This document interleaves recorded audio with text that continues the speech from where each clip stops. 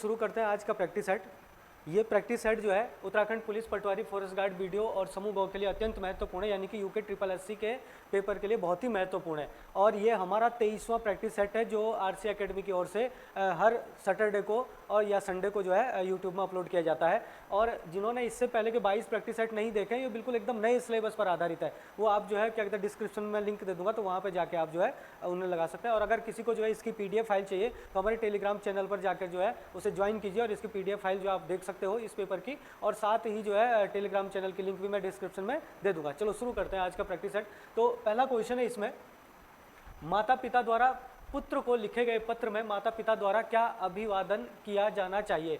तो भाई जब पुत्र को माता पिता पत्र लिखता है तो उसे जो है शुभ आशीर्वाद ही क्या है लिखा जाना चाहिए। बिल्कुल एकदम सरल सा क्वेश्चन है, लेकिन एग्जाम में आया हुआ प्रश्न और कई बार इस टाइप के प्रश्न भी एग्जाम में पूछे जाते हैं, तो बिल्कुल आसान सा प्रश्न था। देखो आगे अगला क्वेश्चन देखते हैं, जरा सही मिलान कीजिए।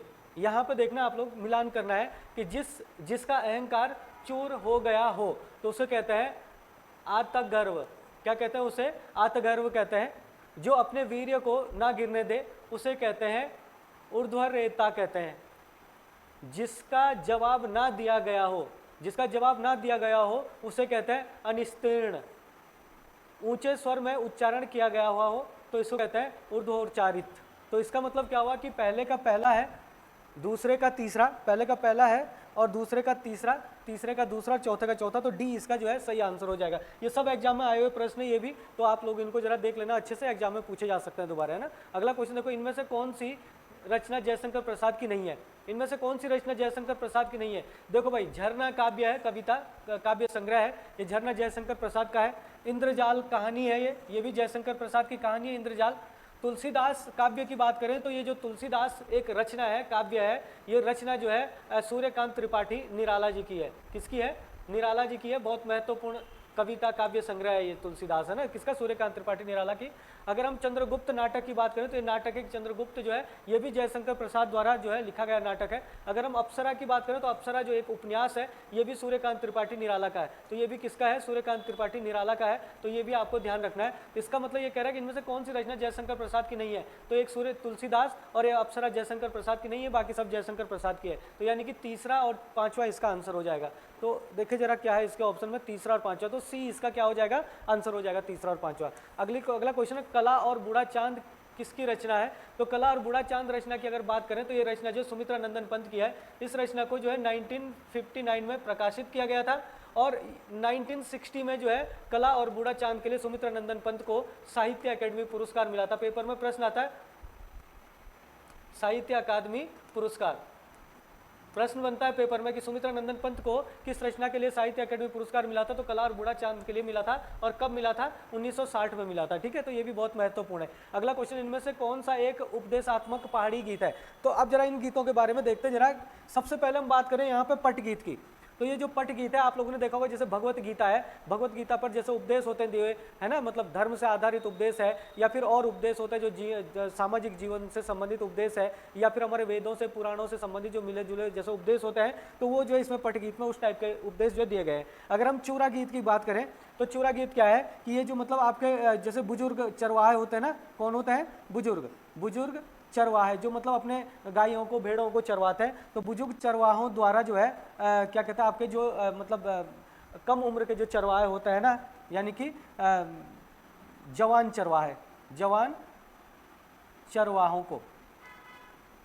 चरवाहों को या फिर कम उम्र के चरवाहों को क्या है मतलब कुछ सिखाने के लिए जो गाए जाने वाले गीत होते हैं उसको कहते हैं चूरा गीत, है ना। बुजुर्ग चरवाहों द्वारा जो है कम उम्र के चरवाहों को सिखाने के लिए जो गीत गाए जाते हैं उसे चूरा गीत कहते हैं।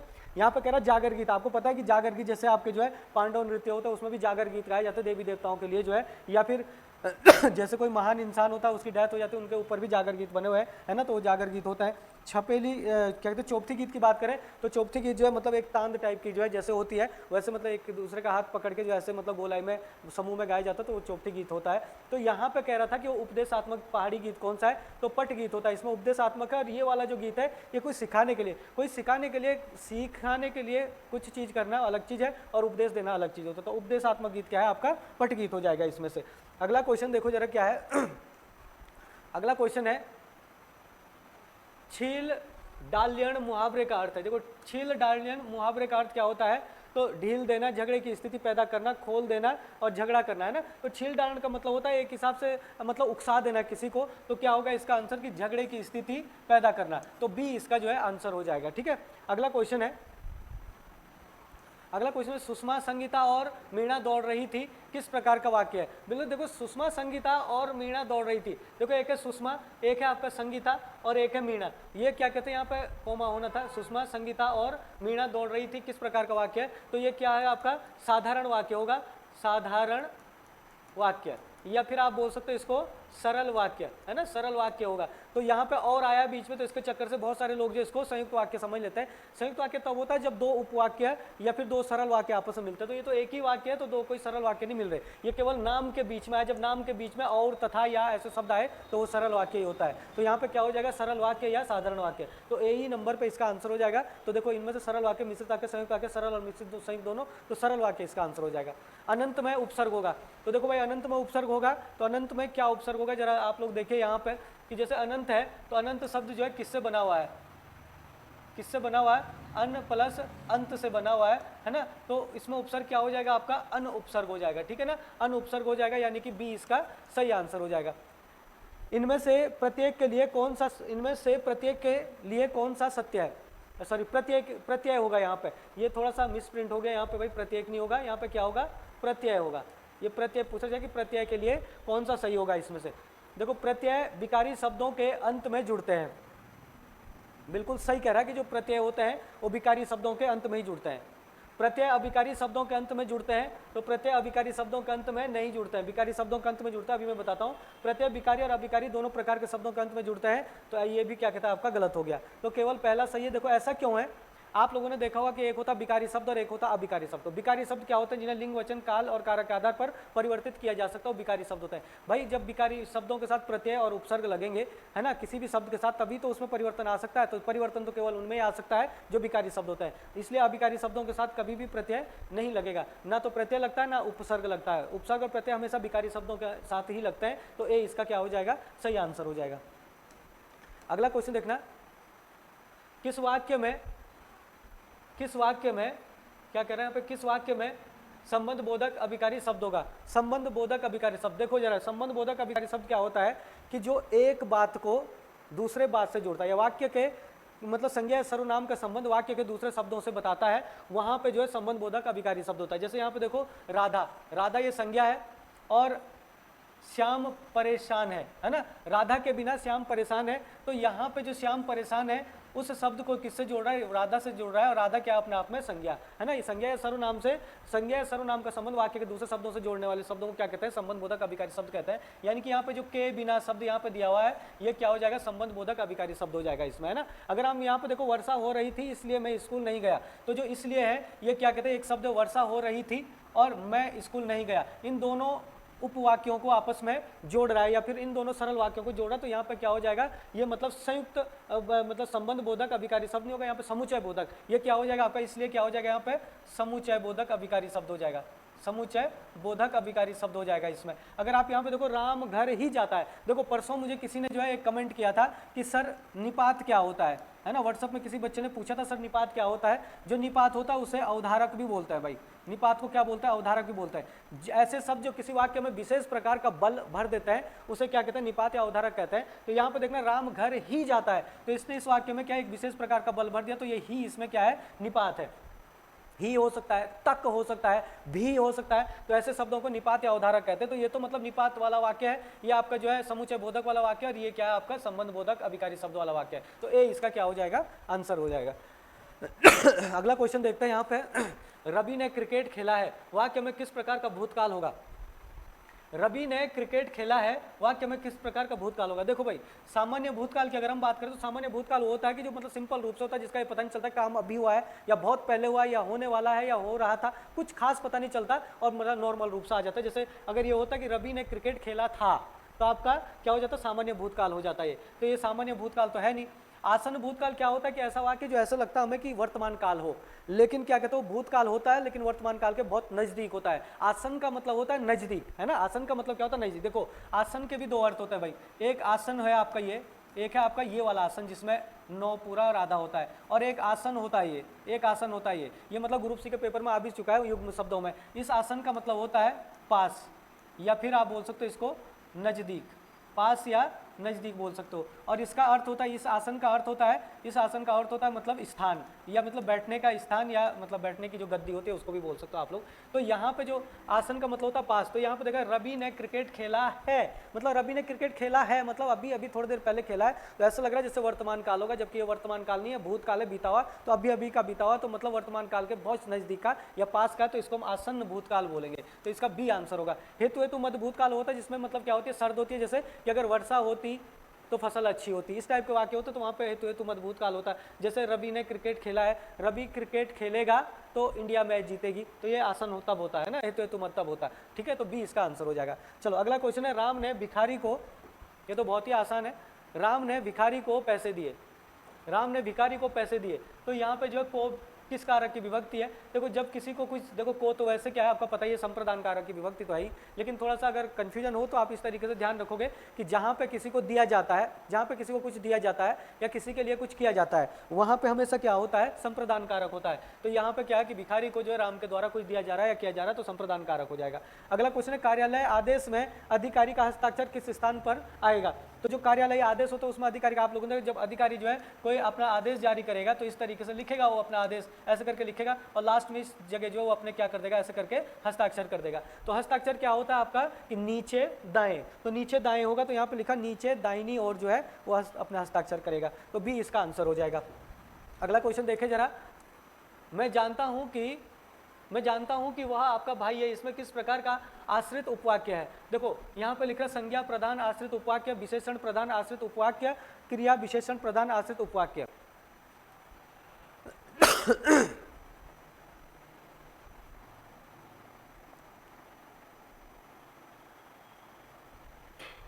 क्वेश्चन है कि मैं जानता हूं कि वह आपका भाई है, इसमें किस प्रकार का आश्रित उपवाक्य है। देखो भाई ये आप समझ लो कि मैं जानता हूं एक उपवाक्य है, और एक है कि वह आपका भाई है, एक उपवाक्य है, तो ये आश्रित उपवाक्य हो जाएगा। तो किस प्रकार का आश्रित उपवाक्य है ये, तो आप लोग देखना कि मैं जानता हूं कि वह आपका भाई है, तो मतलब ये क्या है, उसका भाई है, तो भाई है तो मतलब ये भाई क्या है, अपने आप में नाम है ना, व्यक्तिवाचक क्या है, संज्ञा है, तो ये व्यक्तिवाचक संज्ञा है, तो क्या हो जाएगा इसमें संज्ञा प्रधान आश्रित उपवाक्य हो जाएगा इसमें, तो ए इसका क्या हो जाएगा, आंसर हो जाएगा। चलो अगला क्वेश्चन देखते हैं।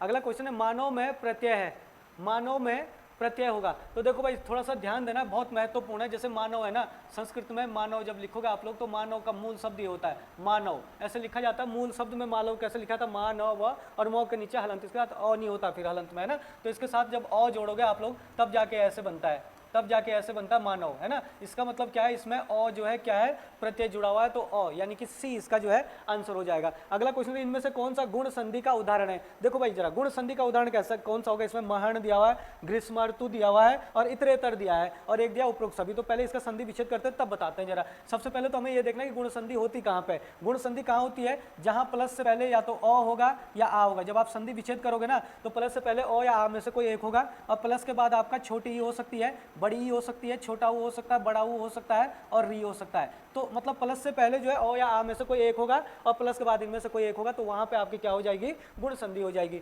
जैसा आप लोग देखो महण का संधि विच्छेद क्या होता है, महा प्लस ऋण, महा प्लस ऋण जो है महण का संधि विच्छेद होता है। तो यहाँ पे अगर आप देखोगे तो प्लस से पहले हा आया, तो हा मतलब आ आया है ना, और प्लस के बाद आपको री दिख रहा है, तो प्लस के बाद री दिख रहा है, तो देखो प्लस से पहले ओ या आ में से आ गया, और प्लस छोटी बड़ी छोटा बड़ा, और री में से री आ गया, तो इसका मतलब क्या हो जाएगा, महण में गुण संधि हो जाएगी। अगला देखो यहाँ पे ग्रीष्म ऋतु, ग्रीष्म ऋतु का संधि विच्छेद क्या होता है, इसका संधि विच्छेद होता है ग्रीष्म प्लस ऋतु। ग्रीष्म प्लस ऋतु को अगर आप लिखोगे तो इस तरीके से लिखा जाता है, ग्रीष्म ऋतु लिखा जाता है उसको, है ना। ग्रीष्म ऋतु इसका जो है, ग्रीष्म ऋतु का जो है वर्तनी की दृष्टि से शुद्ध यही होता है। अगर आप यहाँ पे भी देखोगे तो प्लस से पहले क्या था, मो आया है, प्लस से पहले मो आया तो इसका मतलब अ है, मो के साथ ओ है, और प्लस के बाद री आया तो प्लस के बाद आपका री आ गया, तो प्लस से पहले ओ या आ में से ओ आ गया, और प्लस के बाद री आ गया, तो इसका मतलब ये भी आपकी क्या है, गुण संधि हो जाएगी, है ना। अगर आप इसका देखो इतरेतर का संधि विच्छेद, तो इतरेतर का संधि विच्छेद होता है इतर प्लस ईतर, ईतर प्लस ईतर मिला के जो इतरेतर बनता है। अब आप इसमें भी देखोगे तो प्लस से पहले आया रॉ, तो रॉ के साथ क्या है, ओ की मात्रा है, और आपका देखो प्लस के बाद आपका दिख ही रहा है ई, तो प्लस से पहले ओ या आ में से ओ आ गया और प्लस के बाद जो है ई आ गया, तो इसमें भी क्या है आपकी गुण संधि है, तो इसका मतलब सभी में गुण संधि है, तो आंसर क्या हो जाएगा, डी इसका जो है आंसर हो जाएगा। ठीक है, चलो अगला क्वेश्चन देखते हैं। प्राणी मात्र का संधि विच्छेद होगा, तो प्राणी मात्र का संधि विच्छेद क्या होगा, जरा ध्यान से देखना भाई। बहुत सारे लोगों ने इसका आंसर लगा प्राणी प्लस मात्र लगाया, बहुत सारे लोगों ने प्राण प्लस मात्र लगाया, बहुत सारे लोगों ने प्राण प्लस मात्र लगाया होगा, और बहुत सारे लोगों ने प्राणीन प्लस मात्र लगाया होगा। तो आंसर तो इसका ये वाला है सही, लेकिन क्यों है सही, जरा इसका कारण भी देखो। बहुत सारे लोगों ने तुक्के में भी लगा दिया होगा, तो तुक्का मत समझना, आप लोग ये भी समझ लो कि आया क्यों। ये ध्यान देना कि जब भी कभी जो है क्या होता है, जैसे हमने ये लिखा यहाँ पे प्राणीन प्लस मात्र लिखा हमने, तो क्या होता है, हमेशा एक चीज़ ध्यान रखना कि जब प्लस से पहले जो है व्यंजन संधि का एक नियम है यहाँ पे, ये संधि विच्छेद के लिए पूछता है, शुद्ध वर्तनी के लिए भी पूछ लेता है। प्लस से पहले जैसे नो है और प्लस के बाद जो है कोई भी हिंदी वर्णमाला के वर्ग का कोई भी वर्ण आया हो, तो क्या हो जाता है यहाँ पे कि जो ये नो होता है, नो का हमेशा क्या हो जाता है, लोप हो जाता है। लोप मतलब गायब हो जाता है नो। तो अब जब इसको आप जोड़ोगे ना तो क्या हो जाएगा, ये प्राणी तो अपने जगह पे है, नो हो जाएगा गायब, नो का क्या हो जाएगा यहाँ पे लोप हो जाएगा, और फिर आपका ये मात्र आ जाएगा। तो इस तरीके से प्राणी मात्र बनता है, और इसको आप तोड़ोगे तो प्राणीन मात्र होता है इसका। ठीक है, तो डी इसका आंसर हो जाएगा। अगला क्वेश्चन देखें जरा। अगला क्वेश्चन है तरणी तनुजा तट तमाल तरुवर बहुछाए। तो वैसे तो यहाँ पे क्या है, अनुप्रास अलंकार है, क्योंकि अनुप्रास अलंकार इसलिए है यहाँ पे कि आप लोगों को पता ही होगा कि अनुप्रास अलंकार में देखो जब किसी एक ही वर्ण की आवृत्ति जो है बार बार होती है, देखो त है ना, एक ही वर्ण की आवृत्ति जब अनेक बार होती है तो वहाँ पे अनुप्रास अलंकार होता है। लेकिन अगर आप यहाँ पे ऑप्शन में देखो तो ऑप्शन में अनुप्रास अलंकार के भी कई भेद होता है, 5 भेद होता है अनुप्रास अलंकार के। यहाँ पे एक छेका का अनुप्रास दिया हुआ है, एक वृत्तीय अनुप्रास अलंकार दिया है, एक लाटा अनुप्रास दिया है, एक अंत्य अनुप्रास दिया हुआ है। तो यहाँ पे क्या होता है, देखो सबसे पहले अगर हम यहाँ से शुरू करें अंत्य अनुप्रास से, तो जहाँ पे लास्ट में क्या होता है कि तुक मिलती है या लास्ट में वर्णों की आवृत्ति होती है, जैसे पहली और लास्ट लाइन में, तो वहाँ पे क्या होता है, अंत्य अनुप्रास अलंकार होता है। लाटा अनुप्रास होता है जब पूरे के पूरे वाक्य खंड की आवृत्ति होती है उसी अर्थ में, तो वहाँ पे लाटा अनुप्रास अलंकार होता है। वृत्तीय अनुप्रास और छेका अनुप्रास अलंकार में अंतर देखना कि छेका अनुप्रास अलंकार होता है जहाँ पे एक ही वर्ण की आवृत्ति जो है 2 बार होती है, वहाँ छेका अनुप्रास अलंकार होता है, और जहाँ पे एक ही वर्ण की आवृत्ति 2 से अधिक बार होती है, 3 या 3 से अधिक बार होती है, वहाँ पे वृत्तीय अनुप्रास अलंकार होता है। अब यहाँ पे देखो आपका त कितने बार आया, 1 2 3 4 5 बार आया है तो लगातार, तो इसका मतलब यहाँ पे वृत्तीय अनुप्रास अलंकार। अगर 2 बार होता तो 6 का अनुप्रास है, और 2 से ज्यादा बार आ गया तो वृत्तीय अनुप्रास अलंकार। तो इसका आंसर क्या हो जाएगा, बी हो जाएगा, वृत्तीय अनुप्रास अलंकार इसका आंसर है। अगला क्वेश्चन देखो जरा, 19वां क्वेश्चन है हमारे पास। इनमें से भाषा की विशेषता के लिए कौन सा निश्चित रूप से सही है। भाषा परिवर्तनशील होती है, तो बिल्कुल एकदम सही बोल रहा, भाषा परिवर्तनशील होती है। जैसे हमने देखा होगा कि सबसे पहले जो है, जैसे हिंदी कैसे आई, सबसे पहले संस्कृत होती है, संस्कृत के बाद जो है क्या आती है, पाली आती है, पाली के बाद जो है क्या आई थी, प्राकृत आई थी, है ना, प्राकृत आई थी, प्राकृत के बाद जो है अपभ्रंश आई थी, और अपभ्रंश के बाद क्या आई थी, अवहट आई थी, और अवहट के बाद जो है सबसे लास्ट में क्या आई थी, हिंदी आई थी, ऐसे करके। तो इसलिए संस्कृत से हिंदी का आने के चरण ये है भाई। तो यहाँ पे संस्कृत में जो बोला जाता है उसको तत्सम बोलता है, और हिंदी के जो होते हैं बिगड़े हुए रूप उसे तद्भव बोलता है। तो इस तरीके से भाषा क्या है, परिवर्तित होकर आती है। तो जैसे यहाँ पे ये तो मतलब आपके पुलिस जो फॉरेस्ट गार्ड का पेपर हुआ था उसमें भी एक क्रम पूछा था, है ना, तो ये भी आपको ध्यान रखना है। तो ये जो भाषा क्या होती है, परिवर्तनशील होती है भाई। ठीक है, दूसरा कह रहा है सभी भाषाओं का मानक रूप नहीं होता, ये गलत बोल रहा है। सभी भाषाओं का अपना मानक रूप होता है। मानक रूप का मतलब होता है कि जो भाषा का जो है शुद्ध रूप होता है उसको मानक रूप या साधु भाषा भी बोलता है ना। भाषा के शुद्ध रूप को क्या बोलते हैं, भाषा का क्या होता है, ये जो शुद्ध रूप होता है भाषा का क्या है, शुद्ध रूप, उसी को क्या बोलते हैं,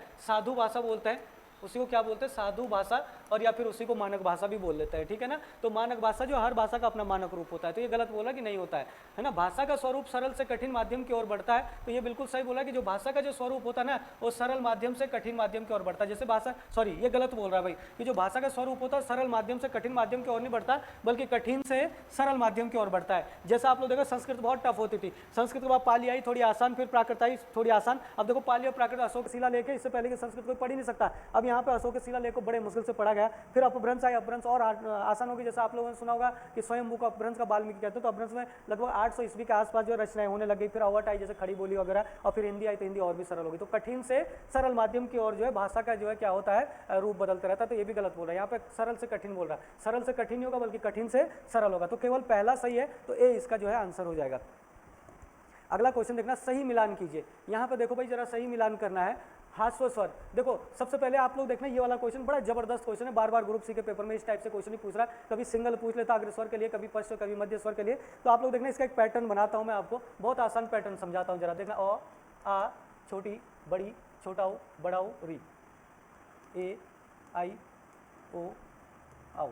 ये आपके हिंदी वर्णमाला में क्या है, 11 स्वर है। अब इन 11 स्वरों में क्या है कि अलग अलग 3 भागों में इसको बांटा गया है जीभ की क्रियाशीलता के आधार पर, अग्रस्वर, मध्य स्वर और पश्च स्वर। अग्रस्वर वो स्वर होते हैं जिनका उच्चारण करते समय जीभ के आगे वाला हिस्सा क्रियाशील रहता है। मध्य स्वर होता है जिनके उच्चारण में जीभ का मध्य बीच वाला भाग क्रियाशील रहता है और उठ भी जाता है थोड़ा ऊपर। और पश्च स्वर होता है जिनके उच्चारण में जीभ का सबसे पीछे वाला हिस्सा जो है क्रियाशील रहता है। अगर हम यहाँ पे सबसे पहले बात करें अग्रस्वर की, तो जो अग्रस्वर होता है भाई वो क्या होता है, आप लोग जरा पैटर्न समझना कि अगर हम अ और आ को अगर छोड़ दें थोड़ी देर के लिए, अ और आ को जरा छोड़ दें थोड़ी देर के लिए, तो सबसे पहले क्या आता है, छोटी और बड़ी आती है।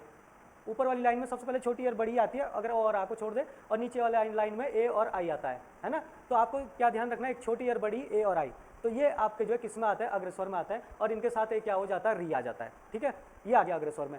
अगर हम बात करें पश्च स्वर की, है ना, तो ये अग्रस्वर में आ गया। अगर हम बात करें पश्च स्वर की, तो जो पश्च स्वर होता है इसमें हमने क्या करना है, अब देखो जो छोटी और बड़ी के बाद ये छोटा और बड़ा ओ आता है, और यहाँ पे ए और आई के बाद ओ और आओ आता है, तो ये आपके जो है सारे पश्च स्वर में आ जाएंगे, छोटा ओ, बड़ा ओ और आओ। देखो छोटा ओ, बड़ा ओ और आओ, और इनके साथ एक आ जाएगा आपका ये आ, तो ये आ गया आपके इसमें। और जो आपका क्या होता है मध्य स्वर, वो बचा केवल एक अ बचा, तो अ हमेशा किस में आता है, मध्य स्वर में आता है। इसको सिंगल भी पूछे जाते हैं और ऐसे मिलान करने के लिए भी पूछ सकता है। तो पहले का क्या हो जाएगा, पहले का 3, दूसरे का दूसरा, तीसरे का पहला, तो बी इसका जो है आंसर हो जाएगा यहाँ पे। बहुत बढ़िया क्वेश्चन है। चलो अगला क्वेश्चन देखते हैं। रीजनिंग के क्वेश्चन स्टार्ट है। तो रीजनिंग के क्वेश्चन में यहाँ पे देखना, इनमें से कौन सा एक अक्षर समूह ऐसा है जो अन्य 4 से भिन्न है। तो अन्य 4 से भिन्न, देखो भाई जो टेलीफोन है ये एक मतलब ऐसा मतलब इलेक्ट्रॉनिक्स वो है कि जो जिसमें मतलब करंट भी पास होता है साथ में, एक हम बात जो दूसरी जगह पहुंचा सकता है। टेप रिकॉर्डर देखें तो टेप रिकॉर्डर में भी क्या कहते हैं, मतलब आपका जो है एक हिसाब से करंट टाइप का हो सकता है, बिजली से भी चल सकता है, तो ये है। ट्रांजिस्टर भी ऐसे ही होता है कुछ, मतलब इसमें भी क्या कहते हैं करंट पास होता है। लेकिन अगर हम टेलीस्कोप देखें तो टेलीस्कोप एक दूरबीन टाइप के जिससे मतलब दूर की वस्तुओं को जो है देख सकते हैं, तो ये टेलीस्कोप ही इसमें क्या है अलग है, जिसमें मतलब हम सीधा जो है बिजली से कनेक्ट करके करंट नहीं पास कर सकते हैं ना, तो ये सी आंसर हो जाएगा। यहाँ पे देखो, अगर आप देखोगे यहाँ पे एक फॉर्मूला हमने बार बार बताया था, EJOT अंग्रेजी वर्णमाला के जो वर्ण होते हैं उनका 5, 10, 15, 20 और 25 अंग्रेजी वर्णमाला के वर्ण है, इनका क्रम है। जैसे 5 एक ए नंबर पे है, ए जो है 1 नंबर पे, बी 2 नंबर पे, सी 3 नंबर पे, ऐसे 5 नंबर पे ई आता है, 10 नंबर पे जे आता है, ओ 15 पे, टी 20 पे, वाई 25 पे। तो ये आप फटाफट करने के लिए कर सकते हो। जैसा आपका एल है तो एल हमेशा देखो HIJ तो जे 10 नंबर पे, एल 12 नंबर पे आता है, तो एल 12 नंबर पे आता है, तो ये एल का हमने यहाँ पे 12 लिखा है। ठीक है ना। फिर कह रहा है वो यहाँ पे कि यहाँ पे जो है जो एम है, एम कौन से नंबर पे आता है, 13 नंबर पे, तो ये लिखा। तो एल गुना एम को क्या लिखा है, 12 गुना 13 लिखा है। तो आपका यू गुना डब्ल्यू को क्या लिखेंगे भाई, तो यू गुना डब्ल्यू को क्या लिखेंगे, तो जैसा आपका यू है ना, तो देखो x PQRS T U, T के बाद यू आता है, तो यू कितने नंबर पे आता है, 21वें नंबर पे आता है। और आपका देखो फिर W आया, फिर W कौन सा नंबर पे आता है, PQRS T U V W, तो W कौन सा नंबर पे आता है, 23वें नंबर पे आता है ना। तो W किस कौन से नंबर पे आता है, 23वें नंबर पे आता है। तो इसका मतलब 21 और क्या हो जाएगा, 23 हो जाएगा। तो 21 गुना 23 आप लिख सकते हो इसको, तो आपका आंसर क्या हो जाएगा, डी आंसर हो जाएगा इसका। चलो अगला क्वेश्चन देखते हैं। क्वेश्चन है आपका, यदि लीडर शब्द को ये लिखा जाता है तो इसको क्या लिखा जाएगा। देखो अब यहाँ पे देखना उसने क्या किया, LEADER, इसको क्या लिख दिया उसने, 18 लिख दिया है, फिर 05 लिखा है, फिर 04 लिखा है, फिर 01 लिखा है, फिर 05 लिखा है, फिर 12 लिखा है। ये इस तरीके से लिख दिया उसने। उसने क्या किया, इसको क्रॉस में लिखा। एल कौन से नंबर पे होता है, 12 पे। आर कौन से नंबर पे होता है, 18 पे। ई कौन से नंबर पे होता है, 5 पे।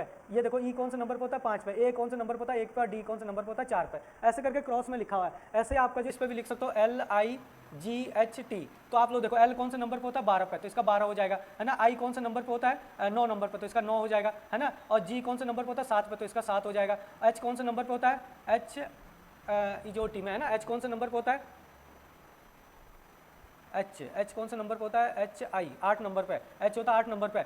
और टी कौन से नंबर पे होता है, तो टी होता है 20 नंबर पे। तो क्या हो जाएगा, 20, 8, 7, 9, 12, 20, 8, 7, 9, 12, तो सी इसका क्या हो जाएगा, आंसर हो जाएगा इस तरीके से, है ना। अगला क्वेश्चन देखते हैं। नीचे दिए गए शब्दों में से कौन सा शब्द दिए गए शब्द के अक्षरों का प्रयोग करके नहीं बनाया जा सकता। जब भी आपके पास ऐसा क्वेश्चन है कि शब्द का प्रयोग करके नहीं बनाया जा सकता, तो इन्हीं से आपको यहाँ पे मैच करना है। तो जो स्पेलिंग यहाँ पे होगी वो स्पेलिंग अगर यहाँ पे नहीं होगी तो आपका समझ लेना वो शब्द नहीं बनेगा, और अगर स्पेलिंग सारी मैच होगी तो समझो बन सकता है। तो ये क्वेश्चन बनाने के लिए भी आ सकता है और नहीं बनाने के लिए भी आ सकता है। जरा मैच करते हैं जरा एक एक करके। देखो जरा यहाँ पे देखो, टी यहाँ पे है और टी यहाँ पे भी है, आई यहाँ पे है, आई यहाँ पे भी है, जी यहाँ पे है तो जी आपका यहाँ पे भी है, ई यहाँ पे है तो ई यहाँ पे भी है, आर यहाँ पे तो आर यहाँ पे भी है। तो ये तो बन सकता है ना। यहाँ पे देखो एन यहाँ पे है तो एन एन एन यहाँ पे भी है, ई यहाँ पे है तो ई यहाँ पे भी है, जी यहाँ पे है तो जी यहाँ पे भी है, ए यहाँ पे है तो ए यहाँ पे भी है, टी यहाँ पे है तो टी यहाँ पे भी है, आई यहाँ पे है तो आई यहाँ पे भी, देखो यहाँ पे भी है आई। इसके बाद वी यहाँ पे है तो वी यहाँ पे कहीं नहीं दिख रहा भाई, वी नहीं दिख रहा है यहाँ पे, और देखो ई यहाँ पे है, तो वी नहीं दिख रहा है यहाँ पे, तो समझ लो ये नहीं बन सकता। हमने वही ढूंढना था जो नहीं बन सकता। अब देखो ये दोनों बनेंगे तो यही आपका आंसर हो जाएगा, बी आंसर हो जाएगा इसका। अगला क्वेश्चन देखना, आप चेक कर लेना सी और डी जो है बनेंगे, जो नहीं बनेगा वही हमें ढूंढना था। यहाँ पे देखो, यहाँ पे क्या किया उसने कि 3 ये सीरीज है तो क्वेश्चन मार्क की जगह क्या आएगा, तो 3 में अगर 7 जोड़ोगे तो 7 और 3 10 आता है। 10 में उसने क्या जोड़ा है, 10 जोड़ा है, तो 10 और 10 20 हो जाएगा। फिर 20 में उसने क्या जोड़ा है, 23, तो आपका 33 हो जाएगा। फिर 33 में जो है उसने क्या जोड़ा, 16, तो कितना आ जाएगा आपका, 6 और 3 9, और 4 और 1 5, 3 और 1 4, आपका 49 आ जाएगा। फिर इसमें उसने क्या जोड़ा है, 19 जोड़ा है, तो आपका क्या हो जाएगा, इतना हो जाएगा 68। देखो 9 और 9 18, और 4 और 1 5 और 1 6। तो देखो पहले 7 जोड़ा, देखो कितने कितने बढ़ रहे भाई, 7 जोड़ा है, फिर 3 बढ़ा के 10 जोड़ा है, फिर 3 बढ़ा के 13 जोड़ा है, फिर 3 बढ़ा के 16 जोड़ा है, फिर 3 बढ़ा के 19 जोड़ा है, फिर 3 बढ़ा के कितने जोड़ेगा, 19 और 3 22। तो इसका मतलब यहाँ पे कितने जुड़ेगा, 22, और 22 जोड़ेगा तो 8 और 2 10, और 6 और 2 8 और 1 9, तो 90 इसका आंसर हो जाएगा। तो ए इसका क्या हो जाएगा, आंसर हो जाएगा। अगला क्वेश्चन है कौन सा भिन्न है, मतलब कौन सा इनमें से अलग है, तो कौन सा अलग है इनमें से, तो कह रहा लाल, कह रहा यहाँ पे बैंगनी, कह रहा यहाँ पे नीला, कह रहा और यहाँ पे आकाश कह रहा। भाई लाल बैंगनी नीला रंगों के नाम है, लेकिन ये आकाश रंग का नाम नहीं है, तो यही अलग हो जाएगा, तो सी इसका आंसर हो जाएगा। अगला क्वेश्चन देखो जरा, निम्नलिखित श्रृंखला में अक्षरों का कौन सा ऐसा समूह है जो रिक्त स्थानों को क्रमवार रखने से श्रृंखला को पूरा करेगा। तो देखो भाई जरा चेक करके देखते हैं, कोई सीरीज बननी चाहिए जब इनको रखेंगे सीरीज। देखिए यहाँ पे देखो क्या ए फिर बी, फिर गैप है तो गैप पे जगह ये वाला बी आ जाएगा, तो ये बी आ गया, फिर ए फिर बी, फिर ये गैप आ गया, इस गैप की जगह ये वाला बी आ जाएगा। फिर आप देखो फिर आपका ए आ गया, फिर यहाँ पे गैप है तो इस गैप की जगह ये वाला ए आ जाएगा, फिर दूसरा गैप है इसकी जगह ये वाला बी आ जाएगा, फिर बी आ जाएगा। देखो A B B A B B A B B, तो ये सीरीज इसी से बन गई, तो औरों को लगाने से कोई फायदा ही नहीं है, तो ए पे आपको आंसर मिल गया।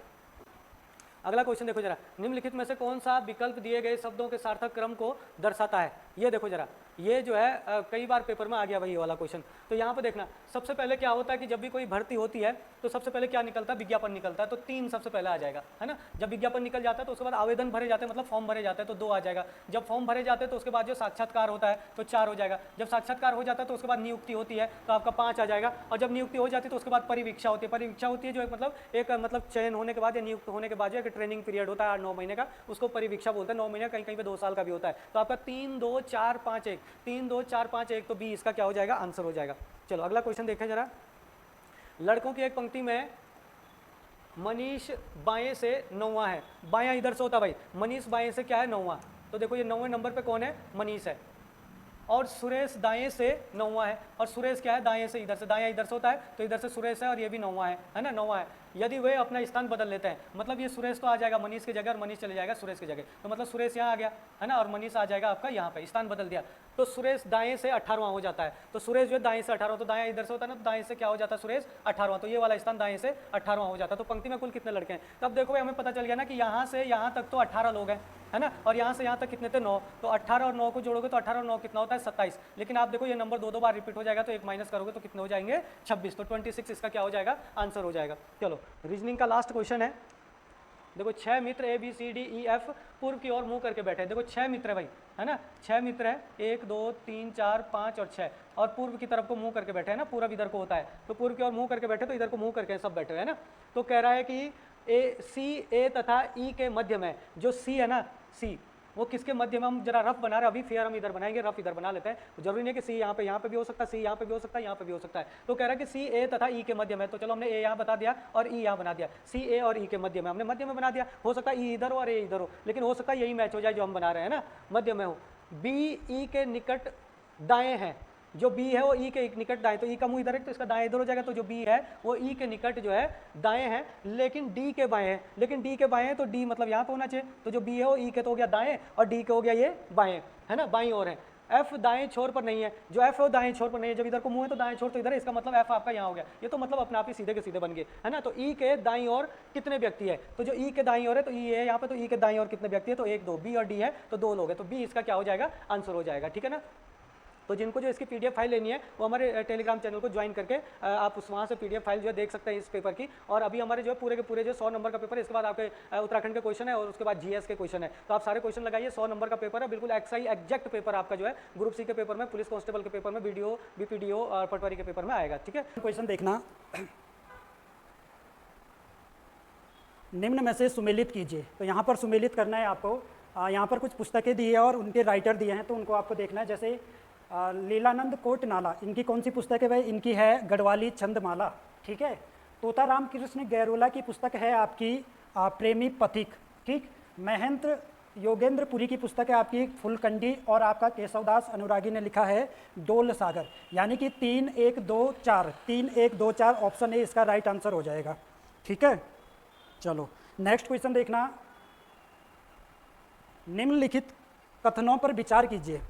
मिलम और चौराबाड़ी हिमनद के प्रकार है, ठीक है। मिलम और चौराबाड़ी जो है ये ग्लेशियर है, ठीक।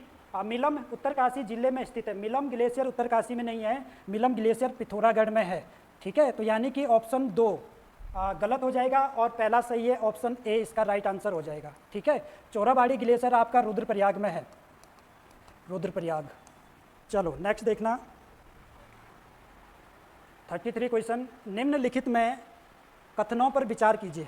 मेहरा और फरत्याल दरबारी गुटों का संबंध चंद वंश से था, ठीक है भाई। मेहरा और फरत्याल जो दरबारी गुट थे ये चंद वंश से संबंधित है, और ग्राम प्रशासन के संदर्भ में कोटाल तथा फहरी नामक कर्मचारी चंद वंश से थे, ठीक है। ये दोनों यानी कि एक और दो इनके दोनों राइट आंसर हो जाएंगे। यानी कि ऑप्शन कौन सा आ रहा है इसमें, ऑप्शन सी इसका राइट आंसर हो जाएगा, ठीक है। ऑप्शन सी यानी कि दोनों इसके सही है। चलो नेक्स्ट देखो 34 क्वेश्चन देखना,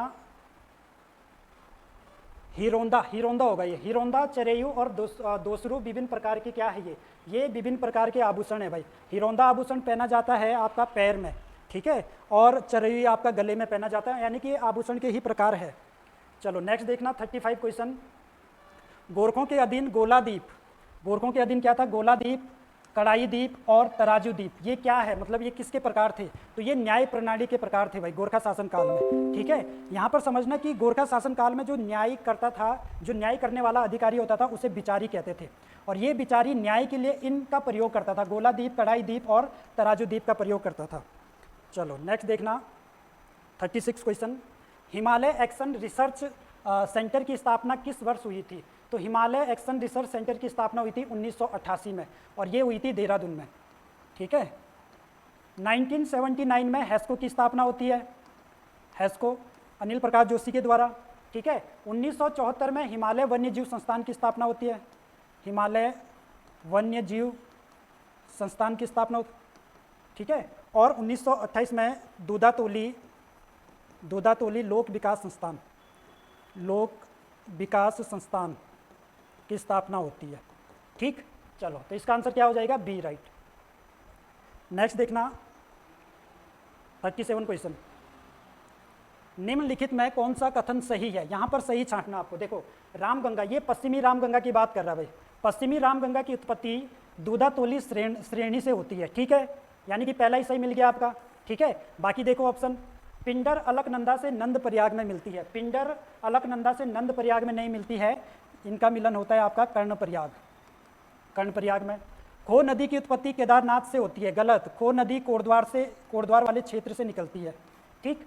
नंदाकिनी अलकनंदा से विष्णु प्रयाग में मिलती है, गलत है, नंदाकिनी अलकनंदा से मिलती है नंद प्रयाग में, जबकि विष्णु प्रयाग में अलकनंदा वो आपकी पश्चिमी धौली गंगा का संगम है आपका कहाँ पर, विष्णु प्रयाग में। चलो नेक्स्ट क्वेश्चन देखना 38, दुगड्डा के समीप डांडा मंडी का प्रसिद्ध गिंदी मेला, ठीक है। तो गिंदी मेला दुगड्डा यानी कि डांडा मंडी के पास लगता है, तो कब लगता है ये, मतलब तो ये लगता है माघ माह की मकर संक्रांति को ये मेला लगता है, ठीक है। और ये पौड़ी जिले के अंतर्गत आता है भाई, ठीक। गिंदी मेला एक मंदिर के पास लगता है, उस मंदिर का नाम है बटपूड़ी देवी मंदिर, ठीक। बटपूड़ी देवी मंदिर के पास आपका गिंदी मेला लगता है, और इस मेले में गेंद खेला जाता है, और गेंद जब खेलते हैं इस मेले में उसे कहा जाता है पहाड़ी हॉकी के नाम से भी जाना जाता है, ठीक है।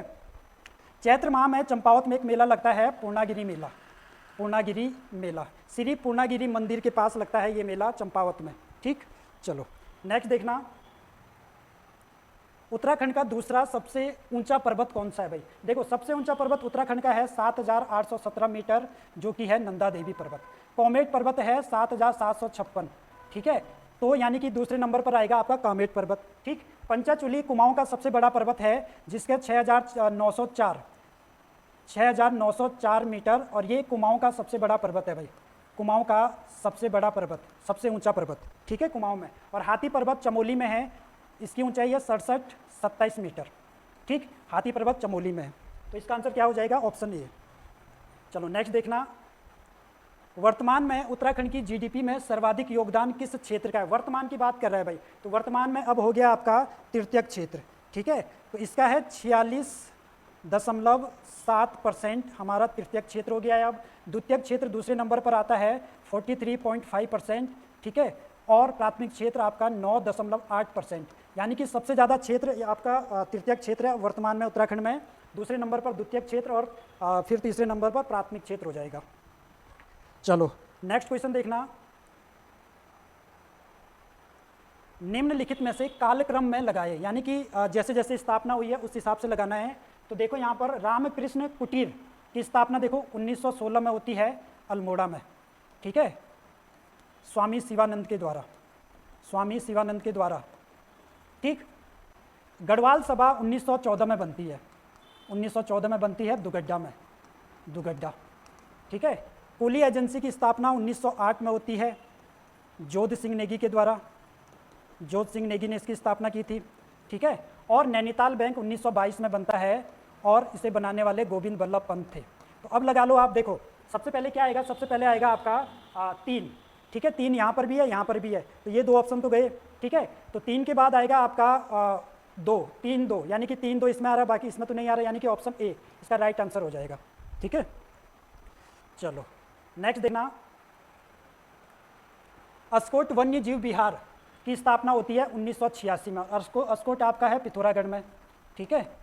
बाकी 1987 में आपका होती है सोना नदी वन्य जीव विहार, सोना नदी वन्य जीव विहार, और ये है आपका पौड़ी में, ठीक। 1988 में होती है विंसर वन्य जीव विहार, विंसर वन्य जीव विहार की होती है, और ये है आपका अल्मोड़ा में, ठीक है। और 1972 में केदारनाथ वन्य जीव विहार, वन्य जीव विहार की स्थापना होती है, और ये चमोली और रुद्रप्रयाग में स्थित है आपका। बाकी इसका आंसर ऑप्शन बी हो जाएगा। चलो नेक्स्ट देखना भाई, 43 क्वेश्चन, निम्न में से गलत कथन का चयन करना है भाई आपको, यहाँ पर गलत कथन छांटना है आपको। देखो दूसरा सर्वाधिक साक्षरता वाला जिला नैनीताल है, सही है।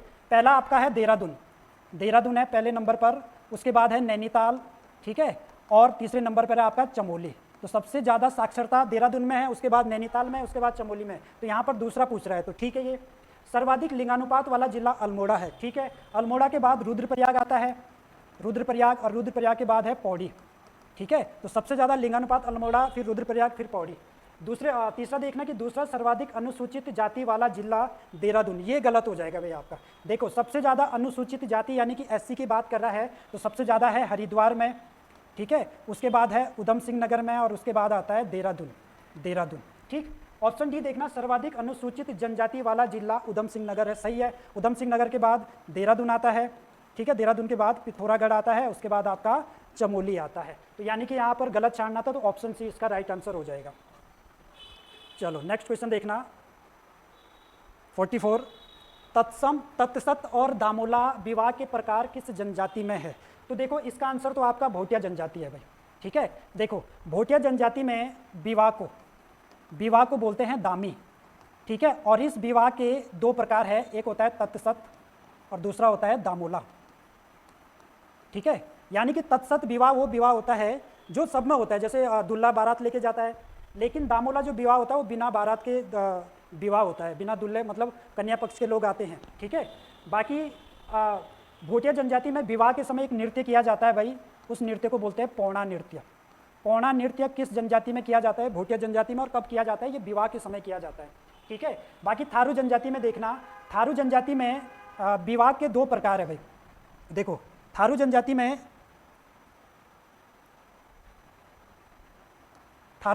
विवाह के 2 प्रकार है, एक है आपका काज और दूसरा है आपका डोला, ठीक है। काज जो विवाह होता है वो वधु मूल्य पर आधारित होता है, वधु मूल्य पर आधारित, ठीक है, जबकि डोला कन्या अपहरण पर आधारित विवाह है, कन्या अपहरण पर, ठीक है। दूसरा आपका थारू जनजाति में काज और डोला, यहाँ पर आपका विधवा विवाह भी होता है भाई थारू जनजाति में, विधवा विवाह, ठीक है। और विधवा विवाह भी दो प्रकार के होते हैं, एक होता है चुटकटा और दूसरा होता है उठान विवाह।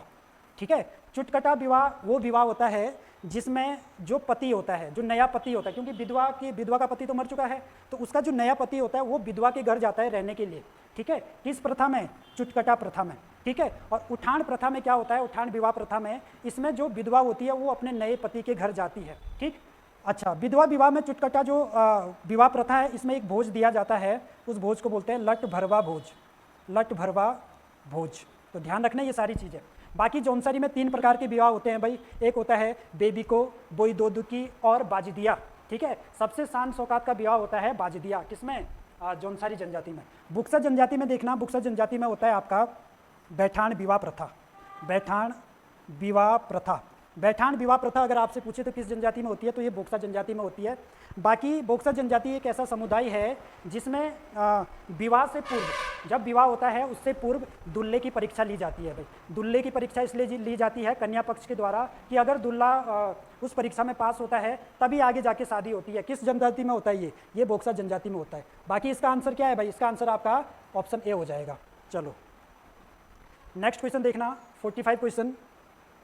निम्नलिखित में से गलत कथन का चयन करना। देखो गलत कथन छानना है आपको यहाँ पे। केसी सिंह बाबा भारोत्तोलन से है, ठीक है भाई, ये भारोत्तोलन से है। कमला रावत जुड्डो से है, ये भी ठीक है। हुकम सिंह रावत वैज्ञानिक नहीं है, ये पर्वतारोहण है, पर्वतारोहण। ठीक है, इन्होंने एक पर्वत का आरोहण किया था, कंचनजंगा, कंचनजंगा, जो कि सिक्किम में है। और जब उन्होंने इसका आरोहण किया था तो उसके ऊपर इन्होंने एक पुस्तक लिखी है, उस पुस्तक का नाम भी क्या है? कंचनजंगा पुस्तक। तो जब कंचनजंगा पुस्तक अगर आपसे पूछे किसकी है, हुकम सिंह रावत की है। ठीक है, बाकी तो आपका अच्छा, इसका आंसर क्या हो जाएगा? Option C. देखो नेक्स्ट देखना, हिरोंदा नामक आभूषण कहाँ पहना जाता है? हिरोंदा नामक आभूषण पहना जाता है भाई हाथ में। ठीक है, हाथ में हिरोंदा हो गया, बाजूबंद हो गया, ये हाथ में पहनते हैं। बाकी पैर में पहनते हैं आपका फुलिया, फुलिया। ठीक है, कंडुआ, कंडुआ जिसे सुदमन भी बोलते हैं, सुदमन। ठीक, बाकी नाक में पहनते हैं नथ, फुल्ली। ठीक है, विड, लौंग, बुलांक, ये सारे के सारे नाक में पहने जाते हैं। बाकी कान में क्या पहनते हैं भाई? कान में आपका एक तो गोरख पहनता है, गोरख। ठीक है, कान में आपका कुंडल पहना जाता है। ठीक, कुंडल के अलावा छुपछुपी पहनी जाती है, छुपछुपी। ठीक है, अतरोलो, अतरोलो। ठीक, तुगियल, ये सारे के सारे कान में पहने जाते हैं आभूषण। ठीक है, चलो नेक्स्ट क्वेश्चन देखना, 47 क्वेश्चन। निम्न में से चंडी प्रसाद भट्ट से संबंधित गलत कथन का चयन करना है भाई। ठीक, तो यहाँ पर देखना, चंडी प्रसाद भट्ट से संबंधित उत्तराखंड में सर्वोदय मंडल के संयोजक रहे। ठीक है भाई ये। ठीक, दसोली ग्राम स्वराज मंडल की स्थापना भी की इन्होंने 1964 में। ठीक है, बाकी दालियों का दगड़िया संस्था का भी गठन किया था इन्होंने। तो गलत क्या हो जाएगा? पद्मश्री। देखो पद्मश्री इन्हें 1986 में मिला, 2005 में मिला था इन्हें पद्म भूषण, पद्म भूषण। ठीक है, बाकी 1982 में इन्हें मिला था रेमन मैग्सेस पुरस्कार, रेमन मैग्सेस पुरस्कार मिला था। चलो नेक्स्ट क्वेश्चन देखना, 48। मोहन गाता जाएगा शीर्षक से किसने अपनी आत्मकथा लिखी? तो ये लिखी थी भाई विद्यासागर नौटियाल ने। ठीक है, चलो विद्यासागर नौटियाल के बारे में देखें तो इनका जन्म हुआ था 1933 में और माली देवल गांव में। माली देवल गांव पड़ता है टिहरी में। ठीक है, टिहरी में इनका जन्म हुआ था। तो इन्होंने एक तो इन्होंने आत्मकथा लिखी है मोहन गाता जाएगा। ठीक है, बाकी इन्होंने कई पुस्तकें लिखी है, जैसे मैं आपको बताऊं, यमुना के बागी बेटे, मुख बलिदान, इनकी पुस्तकें हैं। यमुना के बागी बेटे, बागी बेटे। ठीक है, मुख बलिदान, मुख बलिदान है। भैंस का कठिया, भैंस का कठिया, तो ये इनकी पुस्तकें हैं। ठीक है, बाकी देखना गोविंद प्रसाद नौटियाल, ये भाई आपके पत्रकार है। ठीक, पत्रकार, इन्होंने पत्र निकाला, एक तो लीडर निकाला। ठीक है, पाइनियर, पाइनियर निकाला। ठीक है, times of India, times of India, times of India, ये इनके पत्र है। ठीक, बाकी ललिता प्रसाद नैथानी, इन्होंने एक पत्र निकाला था सत्यपथ, सत्यपथ पत्र। कहाँ से? कोटद्वार से निकाला था इन्होंने 1956 में। ठीक, बाकी चंद्र कुंवर बर्तवाल, इनका जन्म हुआ था भाई रुद्रप्रयाग में, माली कोटी गांव में।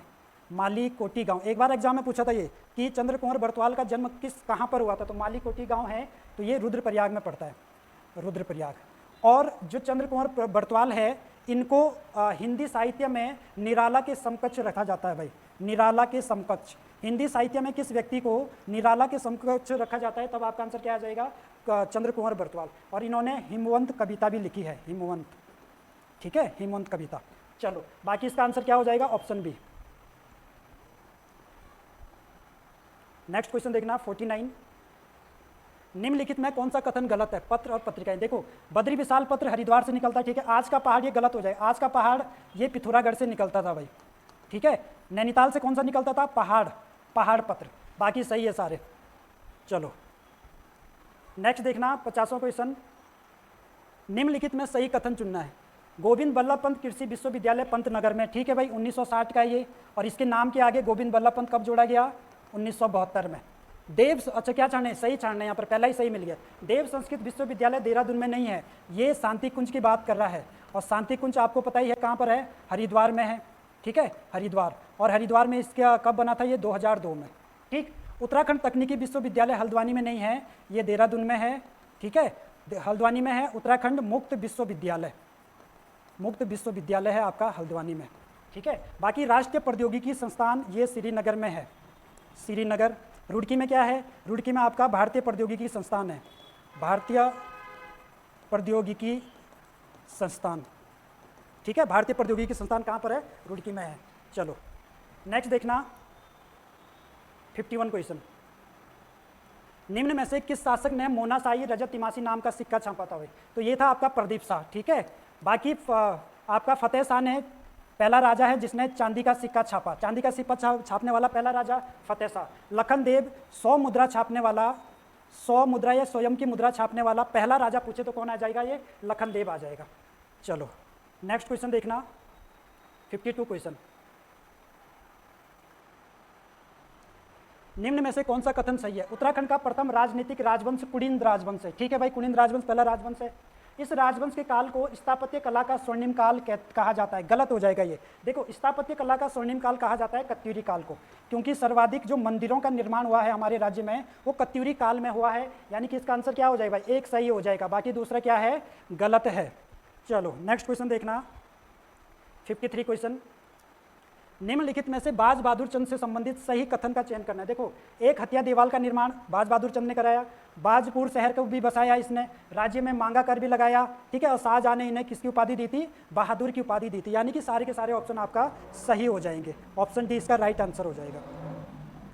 चलो नेक्स्ट क्वेश्चन देखना 54, निम्नलिखित में से सही कथन चुनना है। टिहरी रियासत में तुली पाता कर लगाया था, देखो ये लगाया था सूरदर्शन शाह ने, सूरदर्शन शाह, ठीक है। अठूर विद्रोह प्रताप शाह के समय नहीं हुआ था, भवानी शाह, अठूर विद्रोह हुआ था सूरदर्शन शाह के समय, सूरदर्शन शाह के समय 1851 में होता है। देखो ये विद्रोह तिहाड़ कर के ऊपर किया गया था, देखो टिहरी में कर लिया जाता था तिहाड़ कर, तिहाड़ कर, तो ये तिहाड़ कर, इसके लिए वहाँ अठूर के लोगों ने विद्रोह किया जिसे बोला जाता है अठूर विद्रोह, ठीक है। बाकी टिहरी रियासत में पटवारी का पद ये सही हो जाएगा, ये आपका इसका आंसर क्या हो जाएगा, प्रताप शाह है। बाकी पौंड टूटी कर भूमि कर नहीं था, ये आयात निर्यात कर था। पौंड टूटी कर टिहरी रियासत में कैसा कर था, पौंड टूटी कर टिहरी रियासत में आयात निर्यात कर था। 55 क्वेश्चन देखना, गढ़वाल में अस्पृश्यता विरोधी समिति के अध्यक्ष किसे बनाया गया, तो इसके अध्यक्ष भाई मुकंदी लाल थे, ठीक है। देखो ये समिति बनती है गढ़वाल में 1932 में। देखो आपने पढ़ा होगा कि कुमाऊं में हरिजन सेवक संघ बनता है, ठीक है, तो हरिजन सेवक संघ 1932 में बनता है कुमाऊं में, और उसके जो अध्यक्ष होते हैं वो होते हैं इंद्र सिंह नयाल। हरिजन सेवक संघ, हरिजन सेवक संघ कुमाऊं में बनता है 1932 में, उसके अध्यक्ष किसे बनाया जाता है, इंद्र सिंह नयाल को, ठीक है। तो गढ़वाल में तो बनता नहीं है हरिजन सेवक संघ, गढ़वाल में क्या बनता है, अस्पृश्यता विरोधी समिति का गठन होता है जिसके अध्यक्ष किसे बनाया जाता है, मुकंदी लाल को, ठीक। चलो नेक्स्ट क्वेश्चन देखना 56, जखोल सांकरी परियोजना किस नदी पर है भाई, जखोल सांकरी परियोजना ये आपका टोंस नदी पर है, ठीक है। भागीरथी पर है मनेरी भाली परियोजना, ठीक है। दूसरा भागीरथी पर लिमची गाड़ परियोजना भी है, लिमची गाड़ परियोजना, ठीक। बाकी टिहरी बांध तो वही है भागीरथी और बिलंगना पर। पिंडर नदी पर आपका पांडुली डैम है, ठीक है। बगोली डैम है, बगोली बांध, ठीक है, देवसारी बांध, देवसारी बांध। तो ये सारे के सारे पिंडर नदी पर है, पांडुली, बगोली, देवसारी और मेलखेत। एक और लिख लेना, मेलखेत, मेलखेत, मेलखेत बांध। कोसी नदी पर आपका कोठार बांध है, कोठार बांध, ठीक है। चलो नेक्स्ट क्वेश्चन देखना 57। निम्न में से कौन सा ताल रुद्रप्रयाग में नहीं है? देखो भाई, कौन सा ताल रुद्रप्रयाग में नहीं है? बैंकल ताल। बैंकल ताल आपका चमोली में है, ठीक है। रुद्रप्रयाग में कौन सा है? रुद्रप्रयाग में है बैंक ताल, बैंक ताल, ठीक, ये है रुद्रप्रयाग में। बाकी जगिया ताल भी है रुद्रप्रयाग में, देवरिया ताल भी रुद्रप्रयाग में है। सरु ताल, सरु ताल आपका उत्तरकाशी में है, उत्तरकाशी में। यानी कि क्या छाड़ना है यहाँ पर? रुद्रप्रयाग में नहीं है। 1 और 4, 1 और 4 यानी कि ऑप्शन बी इसका राइट आंसर हो जाएगा। चलो नेक्स्ट क्वेश्चन देखना 58। थेलू पर्वत, नीलांबर पर्वत, पीला पानी पर्वत किस जनपद में स्थित है? तो ये सारे के सारे पर्वत भाई आपके उत्तरकाशी में है, ठीक है। चलो 59 क्वेश्चन। निम्न में से कौन सा बुग्याल उत्तरकाशी में स्थित नहीं है? देखो, खुश कल्याण बुग्याल भी है उत्तरकाशी में, बेलक बुग्याल भी है उत्तरकाशी में, सोनागाड़ बुग्याल भी उत्तरकाशी में है, कसनी बुग्याल नहीं है भाई। कसनी बुग्याल हो गया जगिया, जगिया बुग्याल, ठीक है। बर्मी बुग्याल, बर्मी, चोपता बुग्याल, चोपता बुग्याल, ये सारे के सारे आपका रुद्रप्रयाग में है, रुद्रप्रयाग, ठीक। तो इसका आंसर क्या हो जाएगा? केवल चाल, यानी कि चौथा जो कसनी बुग्याल है वो रुद्रप्रयाग में है। चलो नेक्स्ट क्वेश्चन देखना।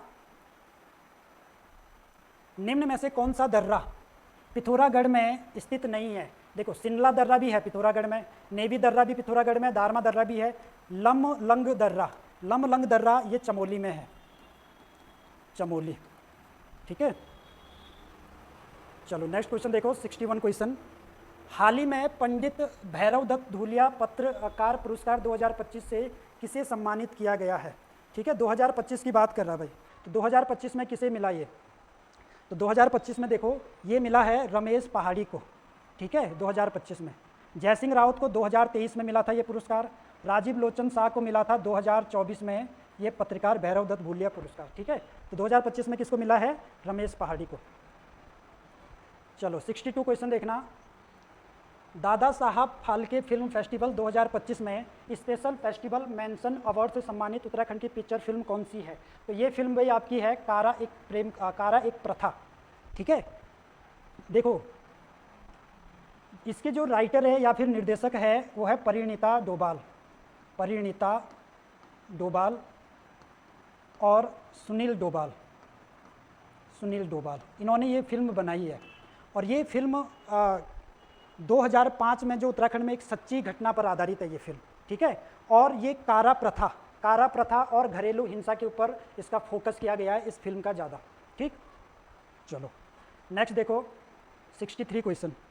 निम्न में से टिहरी प्रजामंडल की स्थापना किस स्थान पर हुई? टिहरी प्रजामंडल की स्थापना देहरादून में होती है 1939 में, ठीक है। दिल्ली में बनता आपका गणदेश सेवा संघ, गणदेश सेवा संघ, ठीक है। सबसे पहले गणदेश सेवा संघ दिल्ली में बनता है, उसके बाद बनता है आपका टिहरी में, ठीक है। तो ये गणदेश सेवा संघ 1936 में बनता है पहले दिल्ली में, उसके बाद 1938 में टिहरी में गणदेश सेवा संघ की स्थापना होती है, ध्यान रखना इसे। 64 क्वेश्चन देखना। निम्न में से गलत कथन चुनना है, ठीक है। तो गलत छाड़ना है यहाँ पर। देखो, रामडोला मेला रुद्रप्रयाग में लगता है, नहीं, रामडोला मेला लगता है उधम सिंह नगर में, ठीक है। चक्रपुर मेला चक्राता में नहीं लगता है, ये भी उधम सिंह नगर में लगता है, ठीक है। जखोली जो मेला है ये रुद्रप्रयाग में नहीं, ये देहरादून में लगता है, देहरादून, ठीक है। कालसन मेला पौड़ी में नहीं लगता है, ये चंपावत में लगता है। तो यानी कि सारे के सारे गलत हो जाएंगे, ठीक है, सारे के सारे इसके गलत हो जाएंगे। ऑप्शन देखो, ऑप्शन डी, ऑप्शन डी इसका आंसर हो जाएगा। चलो नेक्स्ट क्वेश्चन देखना 65। प्रसिद्ध मौन मेला किस नदी पर लगता है? भाई प्रसिद्ध मौन मेला लगता है अगलाड़ नदी पर, अगलाड़ नदी, और ये आपका टिहरी जिले के अंतर्गत आता है, ठीक है। देखो, मौन मेला जौनसार में भी लगता है, लेकिन ज़्यादा प्रसिद्ध ये टिहरी वाला, जौनपुर वाला मौन मेला है जो अलगाड़ या अगलाड़ नदी पर लगता है। चलो 66 क्वेश्चन देखना। निम्न में से राज्य में जागर गाने वाले को क्या कहते हैं? राज्य में जो जागर गाता है उसे बोलते हैं जागरिया, और जो इस जागर में जो नाचता है उसे बोलता है डांगरिया। नाचने वाले को क्या बोलते हैं? डांगरिया, और गाने वाले को क्या बोलते हैं? जागरिया, ठीक है, चलो नेक्स्ट देखना 67 क्वेश्चन। ट्राइबल हेरिटेज म्यूजियम किस जनपद में स्थित है? देखो ट्राइबल हेरिटेज म्यूजियम है आपका पिथौरागढ़ में। देखो इसकी स्थापना सन 2000 में मुनस्यारी में की गई थी, मुनस्यारी, ठीक है। और संस्थापक है शेर सिंह पांगती। इन्होंने एक पुस्तक भी लिखी है जौहर के स्वर, ठीक है। तो ध्यान रखना ट्राइबल हेरिटेज म्यूजियम की स्थापना करने वाले कौन है? शेर सिंह पांगती, और मुनस्यारी में पिथौरागढ़ में इसकी स्थापना की थी सन 2000 में, और इनकी एक पुस्तक भी है जौहर के स्वर। 68 क्वेश्चन देखना, निम्न में से राज्य की प्रथम बाल फिल्म तो जगवाल है, लेकिन बाल फिल्म आपकी है आपकी गुल्लू, ठीक है। ये बनी थी 2010 में, ठीक। और इसके जो निर्देशक है अनुज जोशी, ठीक है। चलो इसका आंसर क्या हो जाएगा? बी। मनस्वांग फिल्म ये आई थी 2012 में, और ये फिल्म जंगली जानवरों के ऊपर आकर्षित है। जंगली जानवरों के ऊपर कौन सी फिल्म बनाई गई है हमारे राज्य में? मनस्वांग। और इसके भी जो निर्देशक है वो है आपके अनुज जोशी। बाकी जो बुली फिल्म है ये गढ़वाली फिल्म है भाई, बुली, ठीक है। और ये इसके जो राइटर है वो है नरेश खन्ना। और ये जो फिल्म है ये अवैध खनन के ऊपर बनाई गई है।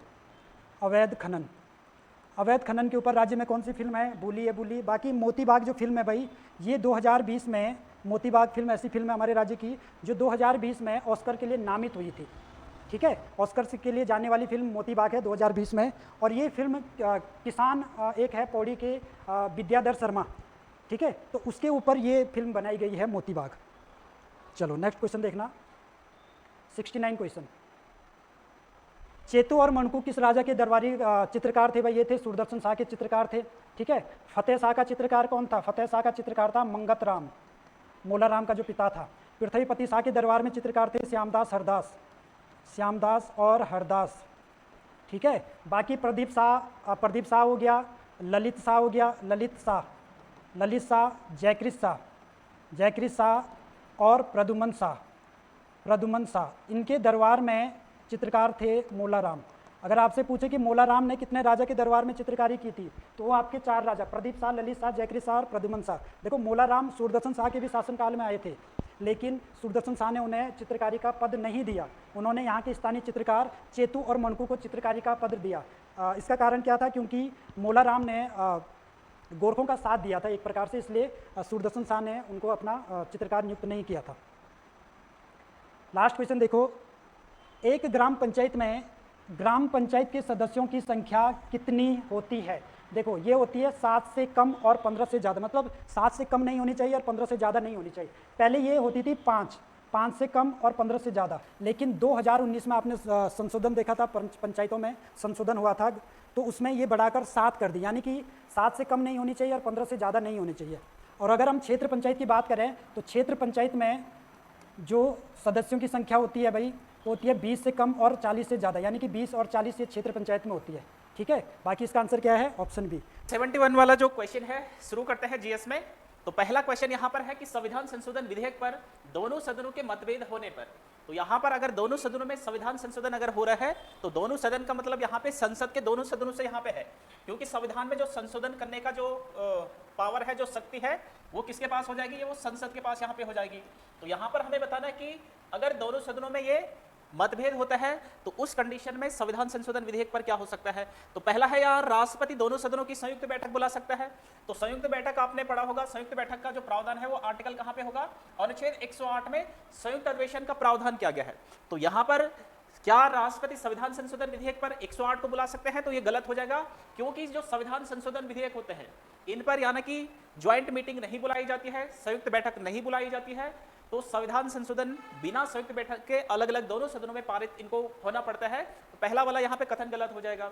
दूसरा वाला है यहाँ पे राष्ट्रपति दोनों सदनों की संयुक्त बैठक नहीं बुला सकता है, तो ये यानी कि बिल्कुल सही होगा। तो यानी कि दोनों सदनों की संयुक्त बैठक नहीं बुला सकता है, तो यही यहाँ पर क्या हो सकता है या क्या होगा? ये राइट आंसर यहाँ पे बी यहाँ पे हो जाएगा, क्योंकि ये दोनों सदनों में अलग अलग पारित होने पड़ते हैं। सी वाला है कि दोनों सदनों की संयुक्त समिति मतभेद दूर करती है, तो ये भी गलत हो जाएगा। और तीसरा वाला है इसमें डी उपयुक्त में से कोई नहीं, तो यानी कि बी वाला इसमें मिलना है हमें, तो बी ही इसमें राइट आंसर हो जाएगा। अगर हम संविधान संशोधन विधेयक की बात करें तो इसका प्रावधान आपने पढ़ा होगा भाग 20 में होता है, भाग 20 में, और जो अनुच्छेद होते हैं अनुच्छेद इसमें 368 में संविधान संशोधन की प्रोसेस यहाँ पे दी गई है। तो वैसे तो संविधान संशोधन 3 प्रकार से होते हैं, एक तो साधारण बहुमत के आधार पे होते हैं, एक विशेष बहुमत के आधार पे होते हैं, और एक विशेष बहुमत और आधे राज्यों के अनुसमर्थन से संविधान संशोधन होते हैं। तो यहाँ पर अगर हम देखें तो सही जो संविधान संशोधन होता है इसको बिना राष्ट्रपति की पूर्व अनुमति के दोनों संसद में रखा जा सकता है, और संसद के दोनों सदनों में से किसी भी सदन में इसे पहले रखा जा सकता है, चाहे लोकसभा में पहले रखना हो चाहे राज्यसभा में पहले रखना हो, तो किसी भी सदन में इसे पहले रखा जा सकता है। और उसके बाद ये जब पारित हो जाएगा तो उसके बाद ये राष्ट्रपति के पास जाता है, और राष्ट्रपति संविधान संशोधन पर क्या होते हैं, हस्ताक्षर करने के लिए बाध्य होते हैं, इसको पुनर्विचार के लिए नहीं भेज सकते हैं। तो यहाँ पर इसका जो राइट आंसर होना था वो बी इसका यहाँ पे राइट आंसर होना था। और अभी तक चलो अगला हम देखते हैं अगला क्वेश्चन, नेक्स्ट वाला 72 वाला क्वेश्चन है कि जून 1975 से मार्च 1977 तक भारत में संघवाद को निम्नलिखित में से कौन सा प्रतिमान उभरा। तो यहाँ पर आपको देखना है कि ये क्या पूछ रहा है। यहाँ पे अगर हम देखें जून 1975 यानी कि यहाँ पर होगा 25 जून 1975 की बात यहाँ पे हो रही है, 25 जून 1975 से और यहाँ पर 21 मार्च 1977 तक, यहाँ तक अगर हम देखें तो इस समय क्या स्थिति भारत में थी। तो इस समय अगर हम देखें 25 जून से भारत में यानी कि तीसरा आपातकाल यहाँ पे लगता है, तीसरा राष्ट्रीय आपातकाल यहाँ पे लगता है, और ये लगता है आंतरिक अशांति के आधार पे। तो आंतरिक अशांति के आधार पे तीसरा आपातकाल 1975 में लग जाता है 25 जून को। इंदिरा गांधी इस समय प्रधानमंत्री रहते हैं। तो अभी तक अगर हम देखें भारत में तो केवल और केवल 3 बार अभी राष्ट्रीय आपातकाल लगा है। नेशनल इमरजेंसी आपने पढ़ी होगी, अनुच्छेद कहाँ पे पड़ेगा ये, तो अनुच्छेद 352 में नेशनल इमरजेंसी का प्रावधान यहाँ पे किया गया है। और ये 3 आपातकाल अगर हम देखें तो पहला वाला जो आपातकाल लगता है 1962 में, 26 अक्टूबर 1962 में ये इमरजेंसी यहाँ पे लग जाती है, और ये यहाँ पे रहता है 1968 तक प्रथम आपातकाल रहेगा। और ये बाह्य आक्रमण जब होता है, चाइना का भारत पे आक्रमण होता है, तो इस कारण से भारत में आपातकाल लगता है। दूसरा वाला अगर हम देखें तो दूसरा आपातकाल लगता है 1971 में, 3 दिसंबर 1971 में, और ये भी यहाँ से 1977 तक ये रहेगा। और ये पाकिस्तान के भारत पर आक्रमण के दौरान ये दूसरा आपातकाल लगता है। और तीसरा वाला यही 1975 से 1977 तक तीसरा आपातकाल इंदिरा गांधी के द्वारा आंतरिक अशांति के आधार पर यहाँ पे लगाया जाता है। तो वही पूछना चाह रहा है यहाँ पे क्वेश्चन कि जो 1975 जून 1975 से मार्च 1977 तक भारत में जो संघवाद का निम्नलिखित में से कौन सा प्रतिमान उभरा। तो अगर हम देखें जब भी राष्ट्रीय आपातकाल लगता है तो उस कंडीशन में क्या हो जाता है, जैसे भारत में संघवाद है, यानी कि भारत क्या है, एक राज्यों के एक यूनियन है, एक संघ है, तो यहाँ पर संघीय व्यवस्था है भारत में। लेकिन जब भी आपातकाल लगता है, राष्ट्रीय आपातकाल लगता है, तो उस कंडीशन में संघवाद की जगह क्या हो जाता है, यहाँ पे एकात्मक यहाँ पे व्यवस्था हो जाती है। यानी कि पूरे देश के लिए एक ही जो बॉडी है वो वहाँ पे कानून निर्मित करेगी, संसद ही पूरे भारत के लिए यहाँ पे नियम कानून निर्मित करेगी। तो यहाँ पर संघवाद की जगह एकात्मक व्यवस्था यहाँ पे राष्ट्रीय आपातकाल के दौरान शुरू हो जाती है। तो वही यहाँ पे पूछना चाह रहा है। तो इसका जो राइट आंसर होना था, तो जैसे यहाँ पे है एकात्मक संघवाद का प्रतिमान, तो बिल्कुल एकात्मक संघवाद यहाँ पे हो जाता है। तो पूरे देश के लिए है एक ही संस्था यहाँ पे कार्य करती है। तो यहाँ पर संघीय व्यवस्था जो संघीय हमारा ढांचा है, तो उसकी जगह एकात्मक ढांचा यहाँ पे एकात्मक संघवाद की व्यवस्था नेशनल इमरजेंसी के दौरान हो जाती है। तो इसका राइट आंसर होना था ए। ठीक है, जैसे यहाँ पर बी वाला ऑप्शन है कि सौदेबाजी वाला संघवाद व्यवस्था, तो आपने पढ़ा होगा, इसे कहते हैं बार्गेनिंग फेडरलिज्म। तो बार्गेनिंग फेडरलिज्म ये किसने कहा था, तो मॉरिस जोन्स आपने पढ़ा होगा। मॉरिस जोन्स ने भारत की संघीय व्यवस्था को इस प्रकार की बार्गेनिंग फेडरलिज्म कहा था।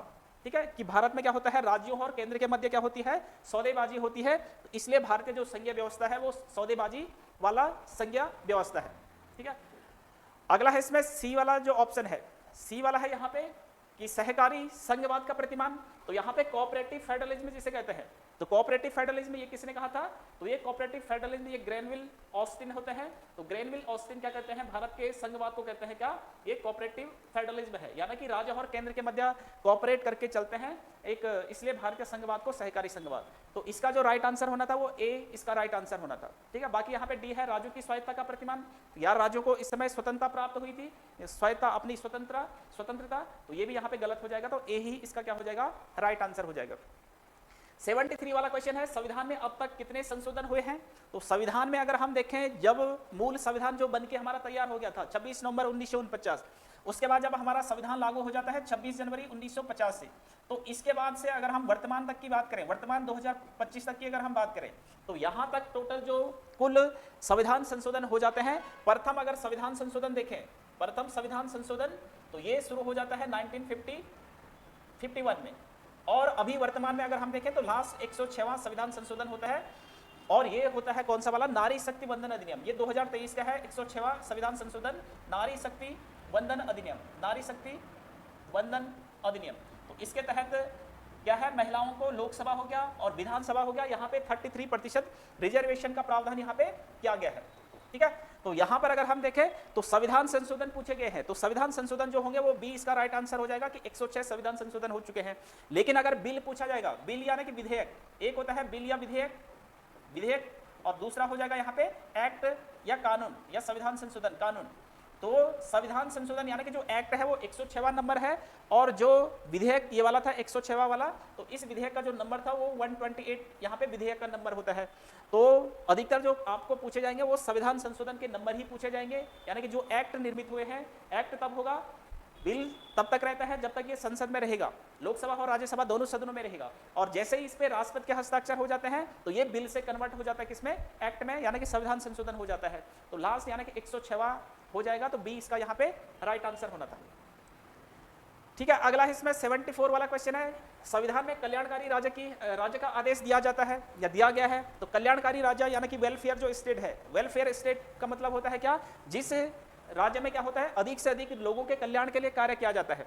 तो वेलफेयर स्टेट या कल्याणकारी राज्य का आदेश अगर हम देखें तो हमारे नीति निदेशक तत्व में ये प्रावधान यहाँ पे किया गया है। डीपी जो एसपी होते हैं, directive principle of state policy, तो यहाँ पर हमारे कल्याणकारी राज्य या वेलफेयर स्टेट का आदेश यहाँ पे दिया गया है। तो अधिक से अधिक जनता के कल्याण के लिए गवर्नमेंट क्या करती है, कार्य करती है, तो उसे ही हम वेलफेयर स्टेट कहेंगे। और एक होता है मिनिमम स्टेट या पुलिस स्टेट जिसे कहा जाता है, तो जहां पर क्या होता है, कम से कम काम वहां पे किया जाता है। तो डीपीएसपी यानी कि इसका प्रावधान कहां पे होगा, तो भाग 4 में है, और अनुच्छेद कहां पे होगा, तो अनुच्छेद 36 से लेकर और 51 तक यहाँ पे प्रावधान किया गया है डीपीएसपी का। और कल्याणकारी राज्य की अगर हम बात करें तो इसके लिए स्पेशली एक आर्टिकल भी है, अनुच्छेद 38। तो अनुच्छेद 38 में लिखा गया है कल्याणकारी राज्य के बारे में, तो यहाँ पर इसका जो राइट आंसर होना था वो यहाँ पे सी राइट आंसर होना था। बाकी इसमें 42वें संविधान संशोधन तो इसमें नहीं, तो सी ही इसका क्या होना था, राइट आंसर यहाँ पे होना था।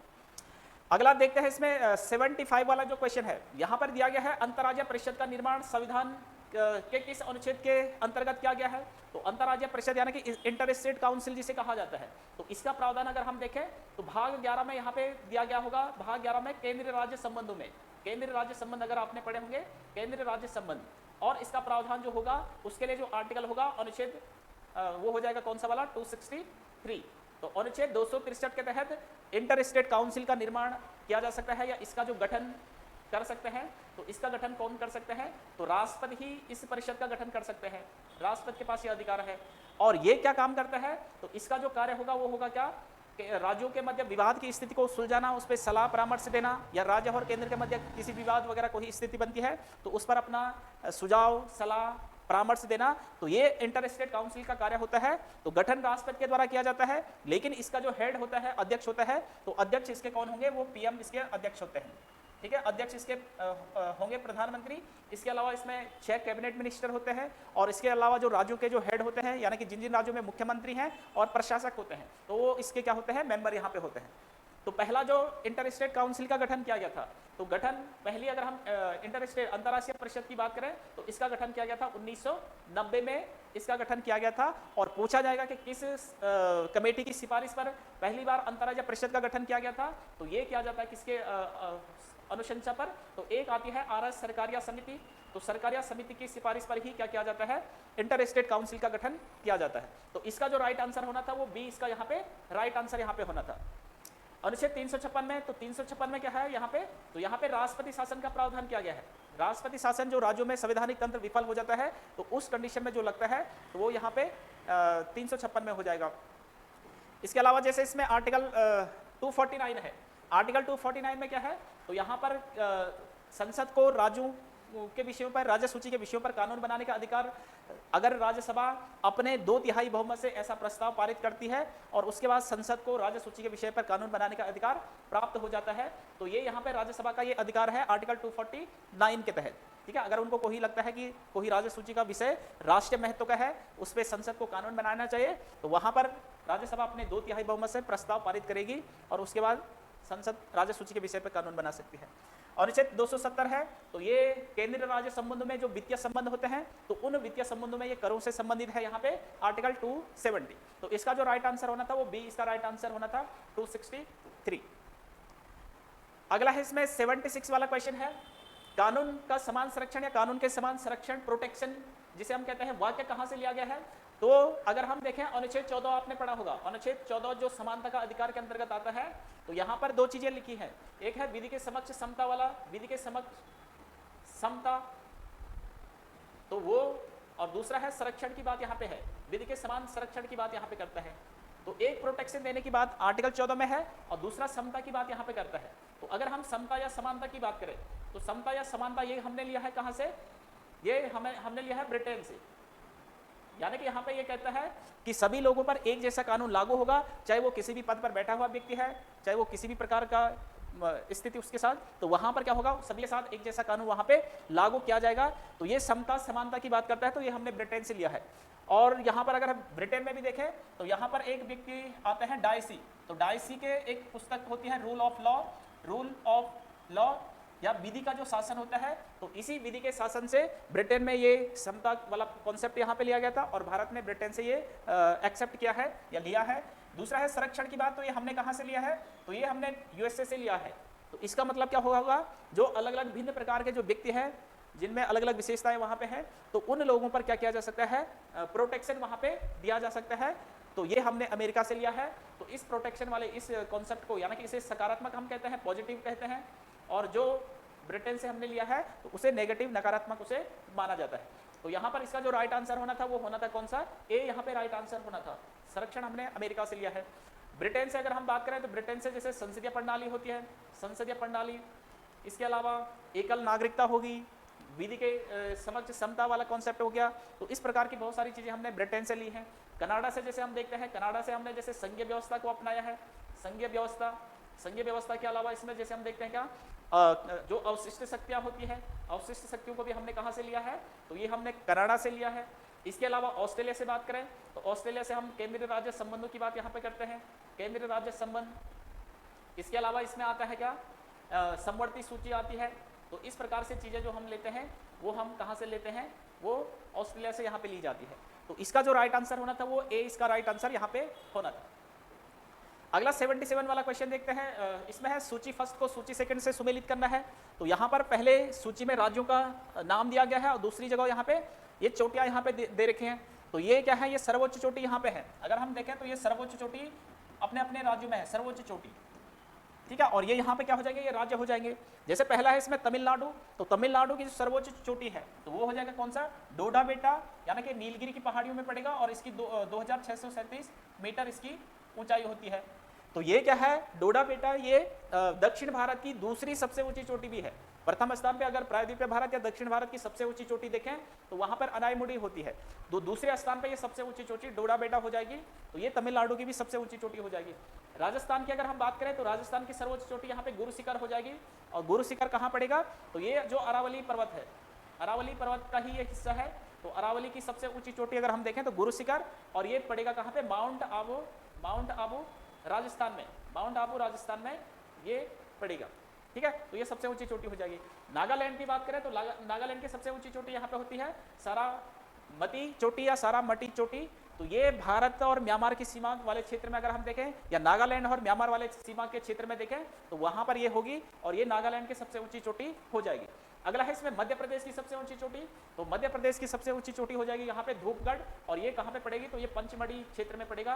पंचमढ़ी क्षेत्र में ये धूपगढ़ पड़ता है और यहीं पर ये सबसे ऊंची चोटी हो जाएगी।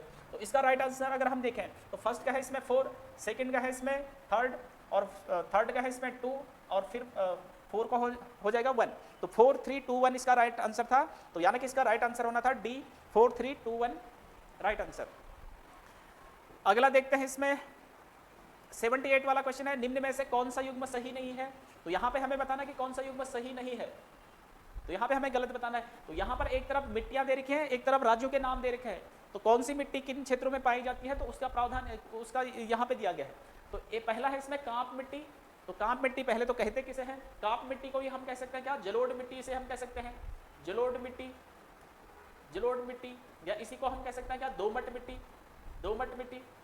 तो यहाँ पर अगर हम देखें तो जलोढ़ मिट्टी, कांप मिट्टी या दोमट मिट्टी, तो ये किन क्षेत्रों में पाई जाती है, तो जो भारत का मैदानी वाला जो क्षेत्र है, मैदानी वाला क्षेत्र अगर हम देखें तो हिमालय के नीचे जो क्षेत्र आता है उसमें उत्तर प्रदेश भी शामिल हो जाता है। तो पंजाब से लेकर और पूर्वोत्तर भारत में असम तक, तो पश्चिम में पंजाब से लेकर पूर्व में असम तक का जो क्षेत्र होगा, मध्य वाला हिमालय के गिरिपाद वाले क्षेत्रों में, तो वह लग जाएगा यहाँ पे कौन सा, मैदानी क्षेत्र। तो यहाँ पर नदियों के द्वारा जो मिट्टी लाई जाती है, जिसे जलोढ़ मिट्टी या एलोवेल सॉइल जिसे कहा जाता है, या कांप मिट्टी जिसे कहा जाता है, या दोमट मिट्टी, तो यानी कि इसमें उत्तर प्रदेश भी सम्मिलित होगा, तो इसमें ये सही हो जाएगा, यानी कि उत्तर प्रदेश में भी कांप मिट्टी पाई जाती है मैदानी क्षेत्र में।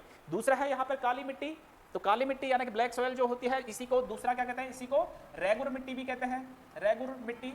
तो ये रेगुर मिट्टी किन क्षेत्रों में, तो महाराष्ट्र से गुजरात वाला जो क्षेत्र है, दक्कन का जो पठार वाला क्षेत्र है, तो उन क्षेत्रों में काली मिट्टी वहाँ पे पाई जाती है। और काली मिट्टी अगर विशेष तो हम देखें तो ये कपास की खेती के लिए वहाँ पे उपयुक्त होती है। जैसे कांप मिट्टी है या जलोढ़ मिट्टी है तो ये गेहूँ, धान हो गया, गन्ना हो गया, इस प्रकार की फसलों के लिए ये उपयोगी होती है। लाल और पीली मिट्टी की बात करें तो लाल और पीली मिट्टी यानी कि तमिलनाडु, आंध्र प्रदेश वाला जो क्षेत्र है, यानी कि सबसे ज़्यादा अगर हम देखें तो यहाँ तमिलनाडु वाले क्षेत्र में ही ये पाई जाती है। और इसका जो लाल रंग होता है, यानी कि इसमें आयरन की मात्रा होती है, आयरन ऑक्साइड के कारण ही इसका जो रंग होता है वो लाल यहाँ पे देखने को मिलता है। ठीक है, तो भारत की जितनी भी मिट्टियाँ हैं तो इसमें अगर हम देखें तो नाइट्रोजन हो गया, फास्फोरस हो गया, तो सभी मिट्टियों में नाइट्रोजन और फास्फोरस की कमी देखने को यहाँ पे मिलती है। और सबसे ज़्यादा अगर क्षेत्रफल में पूछा जाएगा कि कौन सी मिट्टी पाई जाती है, तो सबसे अधिक क्षेत्रफल पर जो मिट्टी होगी तो वह कौन सी हो जाएगी, तो जलोढ़ मिट्टी हो जाएगी। जलोढ़ मिट्टी के बाद दूसरे स्थान पर जो होगी वो लाल मिट्टी हो जाएगी, फिर उसके बाद काली मिट्टी हो जाएगी, और फिर चौथे स्थान पर लेटेराइट मिट्टी हो जाएगी। तो जैसे जलोढ़ मिट्टी है तो ये लगभग 40 से 43% क्षेत्रफल पर ये पाई जाती है। ठीक है, तो सबसे ज़्यादा क्षेत्रफल पर पाई जाने वाली मिट्टी तो वो जलोढ़ मिट्टी यहाँ पे हो जाएगी। तो यानी कि यहाँ पर ये क्या है, ये तीनों के तीनों मिलाना यहाँ पर सही है। हमें बताना है कि कौन सा यहाँ पे सही नहीं होगा। तो डी, इसमें अगर डी वाला हम देखें नीचे, तो डी वाला इसमें जो ऑप्शन है यहाँ पे दे रखा है कि लेटेराइट मिट्टी, तो लेटेराइट मिट्टी ये पंजाब में दे रहा है। पंजाब में ये वाली मिट्टी नहीं पाई जाएगी। पंजाब में मुख्य रूप से जो मिट्टी होगी तो वह मैदानी वाला क्षेत्र है, तो वहाँ पर दोमट मिट्टी या जलोढ़ मिट्टी, एलोवेल सॉइल ही यहाँ पे निर्मित पाई जाएगी। लेटेराइट मिट्टी की अगर हम बात करें तो मुख्य रूप से ये केरल वाला जो क्षेत्र है तो उन क्षेत्रों में ये लेटेराइट मिट्टी पाई जाती है। तो इसका जो राइट आंसर होना था वो डी ही इसका राइट आंसर यहाँ पे होना था। अगला देखते हैं, इसमें क्वेश्चन 79 वाला क्वेश्चन है, गंगा नदी की एकमात्र सहायक नदी जिसका उद्गम मैदान में है उसको पहचानिए। तो कौन सी ऐसी वो है, कौन सी ऐसी नदी होगी। तो इसमें पहली है सोन नदी। सोन नदी ये निकलती है कहाँ से, ये अमरकंटक की पहाड़ियों से निकलती है, अमरकंटक पहाड़ियों से। तो यानी कि ये मैदानी क्षेत्र से नहीं निकल ली है। हमें बताना है यहाँ पे कौन सा जो मैदान में है, जिसका उद्गम मैदान से है। ठीक है, तो ये नहीं है। दूसरा इसमें शारदा अथवा सरयू नदी, तो यानी कि एक सरयू नदी अगर हम बात करें तो वैसे तो ये अगर हम यहाँ देखें तो बागेश्वर के सरमूल नामक स्थान से ये निकलती है। ऐसे हम शारदा काली नदी की बात करें तो ये काला पानी क्षेत्र, पिथौरागढ़ क्षेत्र वहाँ से निकलती है, यानी कि ये हिमालय क्षेत्र से निकलने वाली नदी है। अगर हम गोमती नदी की बात करें तो गोमती नदी ये निकलती है फुलहर झील। ये झील पड़ेगी कहाँ पे, ये पड़ेगी यूपी में। तो यूपी के फुलहर झील में, और यहाँ पर एक डिस्ट्रिक्ट है पीलीभीत डिस्ट्रिक्ट, पीलीभीत जिला। तो पीलीभीत डिस्ट्रिक्ट से ये निकलती है फुलहर झील से गोमती नदी। इसी के तट पे लखनऊ जो यूपी की राजधानी है वो यहाँ पर स्थित होगी, और ये अंत में जाके ये गंगा नदी में मिल जाती है। तो यानी कि ये मैदानी क्षेत्र से निकलती है, तो वही हमें बताना था। तो इसका सी राइट आंसर यहाँ पे होना था। रामगंगा की बात करें तो एक पश्चिमी रामगंगा होती है और एक पूर्वी रामगंगा भी होती है। तो पश्चिमी रामगंगा की अगर हम बात करें तो दूधा तोली वाला क्षेत्र जो है तो वहाँ से ये निकलती है, तो यानी कि ये भी हिमालय क्षेत्र से निकलती है। ठीक है, तो इसका जो राइट आंसर होना था वो सी ही इसका राइट आंसर यहाँ पे होना था। अगला है 80 वाला क्वेश्चन है। 80 वाला क्वेश्चन है, कोपेन ने भारत की जलवायु को निम्नलिखित में से कितने क्षेत्रों में बांटा है। तो यहाँ पर अगर हम कोपेन की भारत जलवायु की बात करें, इसने भारत की जलवायु को यहाँ पे 5 भागों में बांटा है। तो इसका जो राइट आंसर होना था वो सी ही इसका राइट आंसर होना था। यहाँ पर इसने तापमान हो गया और वर्षा होगी, तापमान और वर्षा, इन दो आधारों पर भारत की जलवायु का यहाँ पे विभाजन किया है।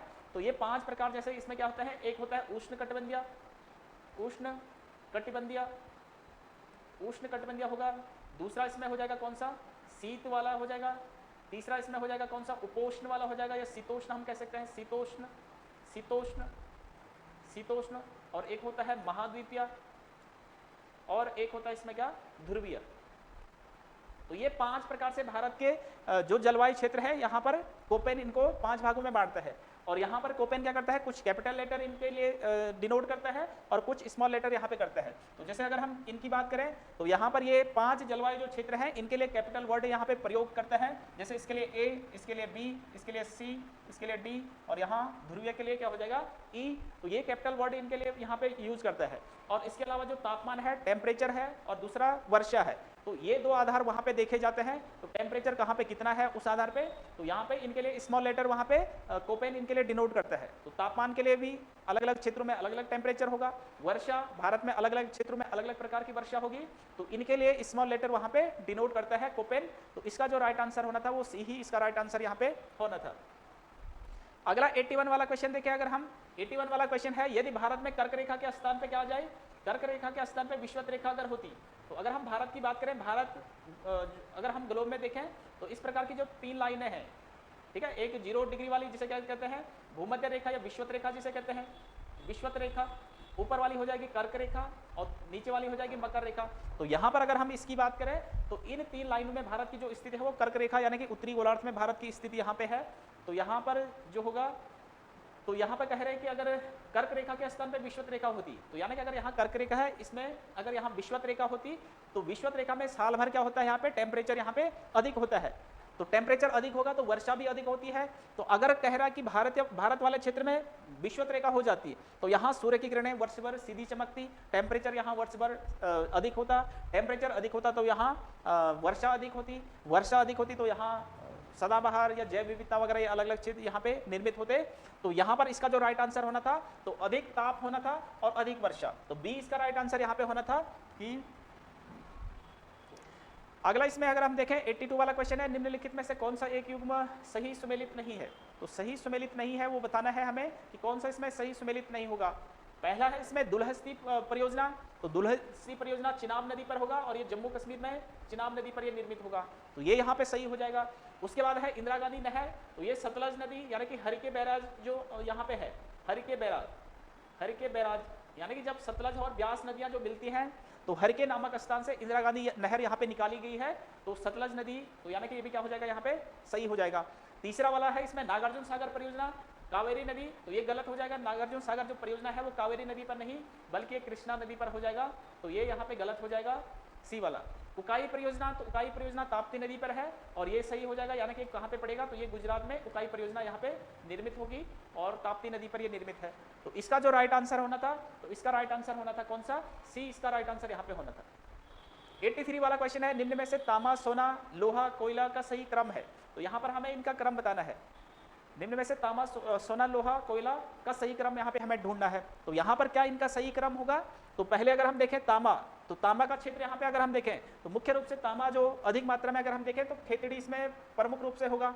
तो यहाँ पे हमें क्रम से बताना है। तो यहाँ पे खेतड़ी एक तो पहले पे है और एक चौथे पे है, तो यानी कि इन दोनों में से कोई भी हो सकता है। खेतड़ी, खेतड़ी यहाँ पर है, यानी कि कहाँ पे पड़ेगा खेतड़ी, तो ये पड़ता है कहाँ पे, राजस्थान में ये पड़ेगा, राजस्थान में खेतड़ी।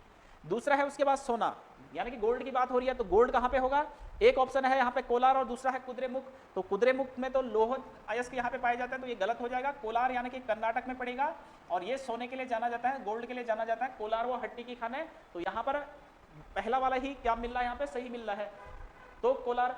उसके बाद है यहाँ पे कोयले की बात, ये लोहे की बात है, लोह अयस्क, तो ये यानी कि कुद्रेमुख। कुद्रेमुख कहाँ पे पड़ेगा, तो ये कर्नाटक क्षेत्र में ये पड़ेगा, तो ये लोह अयस्क के लिए जाना जाता है। उसके बाद झरिया, झरिया यानी कि झारखंड में पड़ेगा और ये कोयले के लिए प्रसिद्ध है, तो यानी कि इसको हमें इसी क्रम में यहाँ पे लगाना है। तो इसका जो राइट आंसर होना था वो ए इसका राइट आंसर यहाँ पे होना था। अगला है 84 वाला जो क्वेश्चन है, 84 है, निम्न होम रूल आंदोलन के प्रचार के लिए एनी बेसेंट के समाचार पत्र कौन से थे। तो एनी बेसेंट यानी कि ये सितंबर 1916 में होम रूल लीग की स्थापना करती है और इनका जो होम रूल होता है वो अखिल भारतीय होम रूल होता है। इससे पहले अगर हम देखें तो अप्रैल 1916 में होम रूल की स्थापना कर देते हैं कौन, ये करते हैं बाल गंगाधर तिलक, यहाँ पे होम रूल की स्थापना कर देते हैं। होम रूल का शाब्दिक अर्थ होता है गिरोह शासन, खुद का शासन या स्वशासन। तो इसी की डिमांड यहाँ पे ब्रिटिशों से की जाती है। तो एक तो तिलक का होम रूल होता है, दूसरा एनी बेसेंट का होम रूल होता है। अगर यहाँ पर तिलक के होम रूल की बात करें तो तिलक ने अपने होम रूल को जो प्रचार प्रसार किया था वो केसरी और मराठा के माध्यम से, समाचार पत्रों के माध्यम से किया था। लेकिन यहाँ पे हमें एनी बेसेंट का पूछा गया है, तो यहाँ पर एनी बेसेंट अपने न्यू इंडिया और कॉमनवेल्थ जो समाचार पत्र हैं तो इनके माध्यम से क्या करते हैं, अपने होम रूल का प्रचार प्रसार करते हैं। तो इसका जो राइट आंसर होना था वो बी, यहाँ पे राइट आंसर होना था। अगला है 85 वाला क्वेश्चन है, स्टैंड अप इंडिया स्कीम के संदर्भ में निम्नलिखित कथनों में से कौन से सही है। पहला है इसमें कि इसका प्रयोजन SC ST और महिलाओं के लिए, इसका यहाँ पे इनके लिए किया गया था, SC ST और महिला उद्यमों में उद्यमिता को प्रोत्साहित करना है। तो बिल्कुल ये सही हो जाएगा, SC ST और महिलाओं के लिए ही केवल ये योजना यहाँ पे होती है। तो पहला वाला यहाँ पे सही हो जाएगा। दूसरा वाला है इसमें, इस योजना के तहत 10 लाख से 1 करोड़ रुपए तक का ऋण का प्रावधान किया गया है।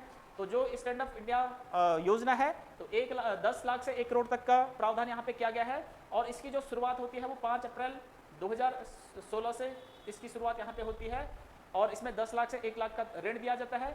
और इसमें मुख्य रूप से सिडबी इसमें काम करता है, small industry development bank of India, भारतीय लघु उद्योग विकास बैंक ही इसमें ऋण वगैरह यहाँ पे देता है।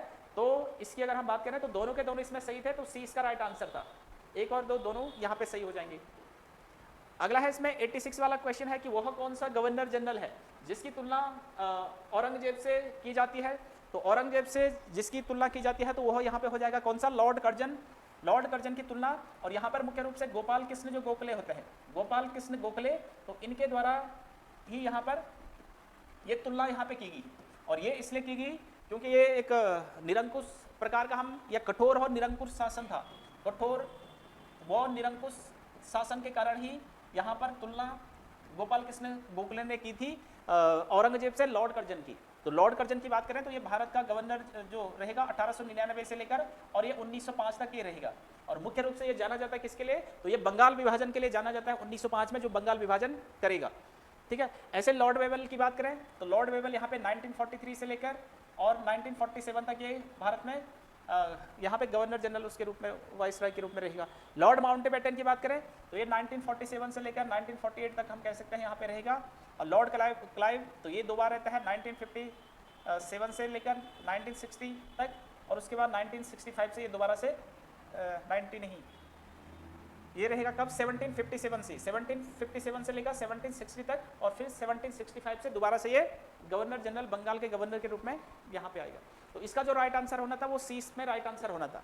87 वाला क्वेश्चन है कि सती प्रथा की भत्सना करने वाला मुगल सम्राट था, यानी कि उसकी आलोचना करने वाला, भत्सना मतलब इसमें आलोचना करने वाला। तो सती प्रथा की अगर हम सबसे पहले बात करें, इसकी सबसे जो शुरू में इसका जो साक्ष्य मिलते हैं तो वो भानुगुप्त का जो एरन अभिलेख होता है भानुगुप्त का, तो उसमें एरन अभिलेख में 510 ईस्वी का जो एरन अभिलेख होता है उसमें सती प्रथा के साक्ष्य प्राप्त होते हैं। तो उसके बाद आगे चलकर अगर हम देखें तो अकबर ने भी इसकी आलोचना यहाँ पे की थी। तो इसका जो राइट आंसर होना था वो सी राइट आंसर होना था कि इसकी आलोचना करने वाला जो शासक था, मुगल शासक, वो अकबर यहाँ पे होता है। अगला है इसमें 88 वाला क्वेश्चन है, वैनसांग के सम्मानार्थ एवं महायान धर्म के प्रचारक हर्षवर्धन ने कहाँ महासभा का आयोजन 643 ईस्वी में करवाया था। तो यानी कि ये वैनसांग जब हर्षवर्धन के काल में भारत आता है तो ये अपनी जो इसकी रचना होती है उस रचना में ये अपने इसमें बातें लिखता है। तो यहाँ पर वैनसांग के सम्मान में जो आयोजन किया गया था तो वो किया गया था कहाँ पे, कन्नौज में वो किया गया था। ठीक है। बाकी अगर हम बात करें तो जो हर्षवर्धन था वो प्रत्येक 5 वर्ष में क्या करता था, प्रत्येक 5 वर्ष में प्रयाग में कुंभ का आयोजन यहाँ पे करता था, कुंभ आयोजन। तो कुंभ का आयोजन प्रत्येक 5 वर्ष में यहाँ पे करेगा हर्षवर्धन, और ये अपना उल्लेख जो करेंगे इसमें तो वो वैनसांग ही अपनी पुस्तक जो सीओ की इनकी पुस्तक होती है तो उसमें ये हर्षवर्धन के बारे में उसमें कहता है। तो इसका जो राइट आंसर होना था वो ए यहाँ पे राइट आंसर होना था। अगला है 89 वाला क्वेश्चन है, भुगतान संतुलन शब्द का प्रयोग निम्नलिखित में से किसके लिए, किसके संदर्भ में किया गया है भुगतान संतुलन। तो भुगतान संतुलन जो होगा वो होगा किसके लिए, ये जो अंतर्राष्ट्रीय जो व्यापार वगैरह होता है इसमें अगर हम देखें आयात और निर्यात जो होता है तो उसका जो पूरा भुगतान या वित्त का जो वितरण होता है, आदान प्रदान जो होता है, तो उसी से संबंधित ये होगा। तो इसका जो राइट आंसर होना था वो सी राइट आंसर होना था। तो यानी कि एक देश से दूसरे देश में जब हम आयात और निर्यात करते हैं, वहां पर पैसों का लेन देन होता है, तो वही भुगतान संतुलन भुगतान संतुलन कब होगा? जब आयात और निर्यात बराबर मात्रा में हो, लेन देन बराबर मात्रा में हो। तो यानी कि आयात निर्यात में जब भुगतान में क्या हो जाएगा, शून्यता आएगी, तो उसे हम कहेंगे भुगतान संतुलन। और अगर निर्यात अधिक हो रहा है, अगर जैसे हम भारत में बात करें, भारत में यहाँ से अलग अलग देशों में निर्यात ज़्यादा हो रहा है, तो भारत फिर क्या आ जाएगा उसमें? अगर निर्यात अधिक हो रहा है, निर्यात अधिक और आयात क्या हो रहा है? कम हो रहा है। आयात कम, यानी कि हम कहीं से मंगा कम रहे हैं, आयात कम, तो इस कंडीशन में क्या हो जाएगा? यानी कि भारत का जो भुगतान संतुलन हो जाएगा वो सरप्लस में रहेगा, प्लस में वो वहाँ पे रहेगा। निर्यात अधिक होने पर और आयात कम होने पर सरप्लस में भारत का भुगतान संतुलन होगा। और अगर यही अपोजिट हो जाएगा, यानी कि आयात अधिक हो रहा है, हम बाहर से अधिक चीजें मंगा रहे हैं और निर्यात यहाँ से कम कर रहे हैं, तो उस कंडीशन में क्या हो जाएगा? भुगतान संतुलन भारत का क्या हो जाएगा, या किसी भी देश का क्या हो जाएगा? भुगतान संतुलन उस समय घाटे में यहाँ पे चले जाएगा। तो अगर बराबर होगा तो तब तो क्या हो जाएगा? भुगतान संतुलन बराबर हो रहा है। तो यहाँ पर इसका जो राइट आंसर होना था वो सी यहाँ पे राइट आंसर होना था। बाकी भुगतान संतुलन के जो घटक के रूप में अगर हम देखें, तो यहाँ पर दो प्रकार के मुख्य रूप से जो खाते यहाँ पर जो होते हैं, एक को कहते हैं करंट खाता, या इसे कहते हैं चालू खाता, जिसे कहते हैं चालू खाता, और दूसरा होता है पूंजीगत खाता, या जिसे हम कहते हैं कैपिटल अकाउंट। तो एक करंट अकाउंट होगा और एक कैपिटल अकाउंट हो जाएगा। तो यहाँ पर करंट अकाउंट में आयात निर्यात से संबंधित ये सारी चीज़ें यहाँ पर आएंगी, और पूंजीगत खाते में जैसे FDI वगैरह है, तो ये सारी चीज़ें इस कैपिटल अकाउंट में यहाँ पे रहेंगी। तो इसका जो राइट आंसर होना था वो सी राइट आंसर होना था। अगला है 90 वाला क्वेश्चन है, अंतर्राष्ट्रीय व्यापार का प्रमुख प्रहरी है। तो यानी कि अंतर्राष्ट्रीय व्यापार से संबंधित यहाँ पर जो अंतर्राष्ट्रीय संस्था है वह कौन सी हो जाएगी? तो WTO यहाँ पे हो जाएगी, वर्ल्ड ट्रेड ऑर्गेनाइजेशन जो है, वर्ल्ड ट्रेड ऑर्गेनाइजेशन। तो इसकी अगर हम बात करें तो 1 जनवरी 1995 को क्या होता है? इसका गठन यहाँ पे विश्व व्यापार संगठन का गठन होता है। तो इसमें वर्तमान में अगर हम देखें, वर्तमान में इसमें कितने मेंबर हो जाएंगे? तो वर्तमान सदस्य इसमें जो हो जाएंगे वो हो जाएंगे कितने? 166।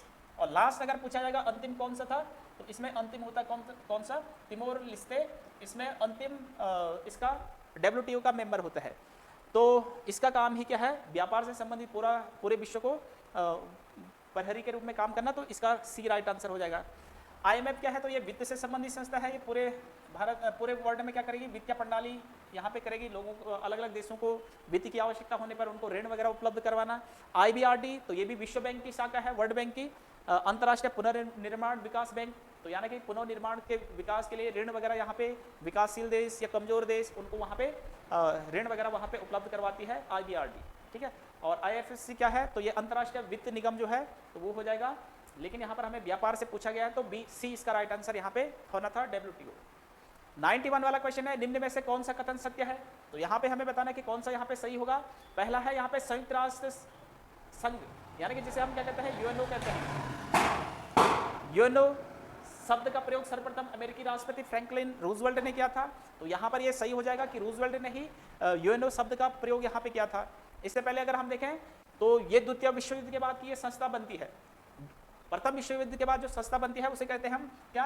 राष्ट्र संघ के नाम से उसे जाना जाता है, ठीक है। और वहां पर उसके निर्माण में जो मुख्य रूप से जो भूमिका आती है वो वुडरो विल्सन का आता है। लेकिन यहाँ पर UNO की अगर हम बात करें तो अमेरिकी राष्ट्रपति फ्रैंकलिन रूजवेल्ट हो जाएगा।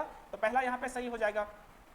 दूसरा वाला कथन है कि सैन फ्रांसिस्को सम्मेलन में संयुक्त राष्ट्र संघ के चार्टर का निर्माण किया गया था।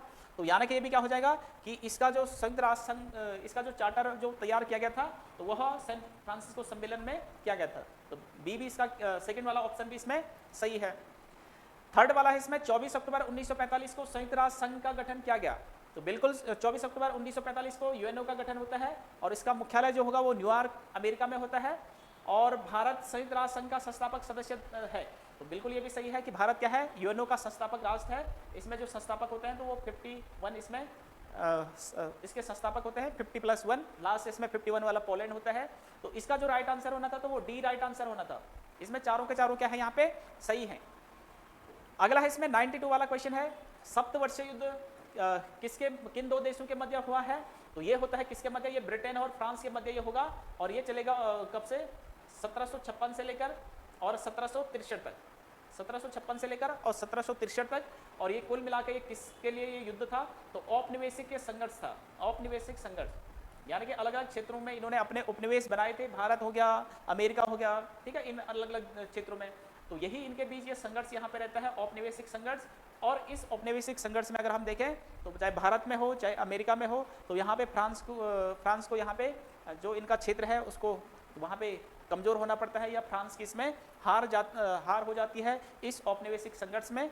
तो यहाँ पर विजेता के रूप में अगर हम देखें तो ब्रिटेन ही यहाँ पर जीत ब्रिटेन की होती है, ठीक है। तो यानी कि जो अमेरिका, भारत, उन अपने फ्रांस के क्षेत्र थे वो ब्रिटेन के अधिकार में आ जाएंगे। तो सी इसका राइट आंसर यहाँ पे था। अगला है इसमें 93 वाला क्वेश्चन है, कंप्यूटर में जहाँ एसेसरीज जुड़ती है उसे कहते हैं, तो उसे क्या कहते हैं, इसे जहाँ अलग अलग एसेसरीज, तो इसे पोर्ट कहते हैं, तो ए इसका राइट आंसर यहाँ पे होना था। 94 वाला है, निम्नलिखित में से किसे कृत्रिम बुद्धिमत्ता, तो एआई जिसे कहते हैं, आर्टिफिशियल इंटेलिजेंस, आजकल चर्चा में है ये, तो इसका जनक के रूप में किसे कहा जाता है, तो इसके जनक है जॉन मैककार्थी, तो इसका सी राइट आंसर यहाँ पे होना था, जॉन मैककार्थी, ठीक है। चार्ल्स बेबेज की बात करें तो ये कंप्यूटर के जनक के रूप में हो जाएंगे, तो सी इसका राइट आंसर यहाँ पे होना था। अगला क्वेश्चन है इसमें 95 वाला क्वेश्चन है, निम्न विकल्पों में से डेटा विश्लेषण के लिए उपयुक्त टूल का चयन करें, तो यहाँ नहीं कि डाटा विश्लेषण के लिए कहाँ पे हम जाते हैं, तो MS एक्सेल इसका राइट आंसर हो जाएगा, सी यहीं पर डाटा विश्लेषण वगैरह किया जाता है, तो सी राइट आंसर होना था। 96 वाला क्वेश्चन है, इनमें कौन सा एप्लीकेशन MS ऑफिस का है, तो MS ऑफिस का हमें बताना है, तो MS ऑफिस कौन सा होगा, तो वर्ड वाला हो जाएगा, MS वर्ड, यानी कि ए इसमें राइट आंसर यहाँ पे होना था। 97 वाला क्वेश्चन है, अरावली ग्रीन वॉल परियोजना, तो अभी हाल ही में आपने सुना होगा अरावली ग्रीन वॉल परियोजना क्या है, तो अभी इसका जो उद्घाटन किया गया है वो 5 जून यानी कि विश्व पर्यावरण जो दिवस है, 5 जून 2025 विश्व पर्यावरण दिवस पर नरेंद्र मोदी जो हमारे प्रधानमंत्री हैं उनके द्वारा ग्रीन वॉल परियोजना का उद्घाटन यहाँ पे किया गया है। तो यानी कि ये कहाँ किससे संबंधित है, ये अरावली ग्रीन वॉल परियोजना है, यानी कि जो अरावली पर्वत है अलग अलग क्षेत्रों में फैला हुआ है, तो कहाँ कहाँ फैला हुआ है, तो दिल्ली, हरियाणा, राजस्थान, गुजरात, तो यहाँ पर हमें बताना है कि 4 राज्यों के जिलों को कवर करेगी, तो वो कौन से 4 राज्य होंगे, तो ये हो जाएंगे कौन से, बी इसमें हो जाएगा राइट आंसर, दिल्ली हो गया, हरियाणा हो गया, राजस्थान हो गया और गुजरात हो गया, तो इन्हीं 4 राज्यों के जिलों को ये कवर करेगी, तो बी यहाँ पे सही होना था। अगला है 98 वाला क्वेश्चन है, हाल ही में किसे यूनेस्को के मेमोरी ऑफ वर्ल्ड रजिस्टर में शामिल किया गया है, तो पहला इसमें नाट्यशास्त्र, दूसरा है हर्षचरित और तीसरा है श्रीमद् भागवत गीता होना था, श्रीमद् भागवत गीता, तो इसका जो राइट आंसर होना था तो श्रीमद् भागवत गीता हो गया और नाट्यशास्त्र, यानी कि इसका राइट आंसर डी होना था। ए और बी दोनों क्या है, यहाँ पे इन दोनों को शामिल किया गया है, तो डी इसका राइट आंसर होना था, ए और बी दोनों सही है। अगला है 99 वाला क्वेश्चन है, यहाँ पे लता दीनानाथ मंगेशकर पुरस्कार 2025 किसे दिया जाएगा, तो ये दिया जाएगा किसको, डी इसका राइट आंसर यहाँ पे होना था, कुमार मंगलम बिरला, तो डी इसका राइट आंसर है। और लास्ट इसमें 100 वाला क्वेश्चन है, 9 मई 2025 को विश्व स्वास्थ्य संगठन यानी कि WHO जिसे हम कहते हैं, WHO ने भारत को किस बीमारी से मुक्त घोषित किया है, तो ये हो जाएगा यहाँ पे राइट आंसर इसका ट्रेकोमा, और ये आंखों से संबंधित बीमारी है, यानी कि बैक्टीरिया से ये फैलती है, बैक्टीरिया जीवाणु जनित बीमारी है, जीवाणु जनित, ठीक है। तो इसका जो राइट आंसर होना था वो बी राइट आंसर होना था। अगर यहीं पर हम पोलियो की बात करें तो WHO ने 2014 में भारत को पोलियो मुक्त घोषित किया है, 2014 में, ये भी WHO ने, वर्ल्ड हेल्थ ऑर्गेनाइजेशन ने यहाँ पर ये घोषित किया है, ठीक है। तो आज के लिए बस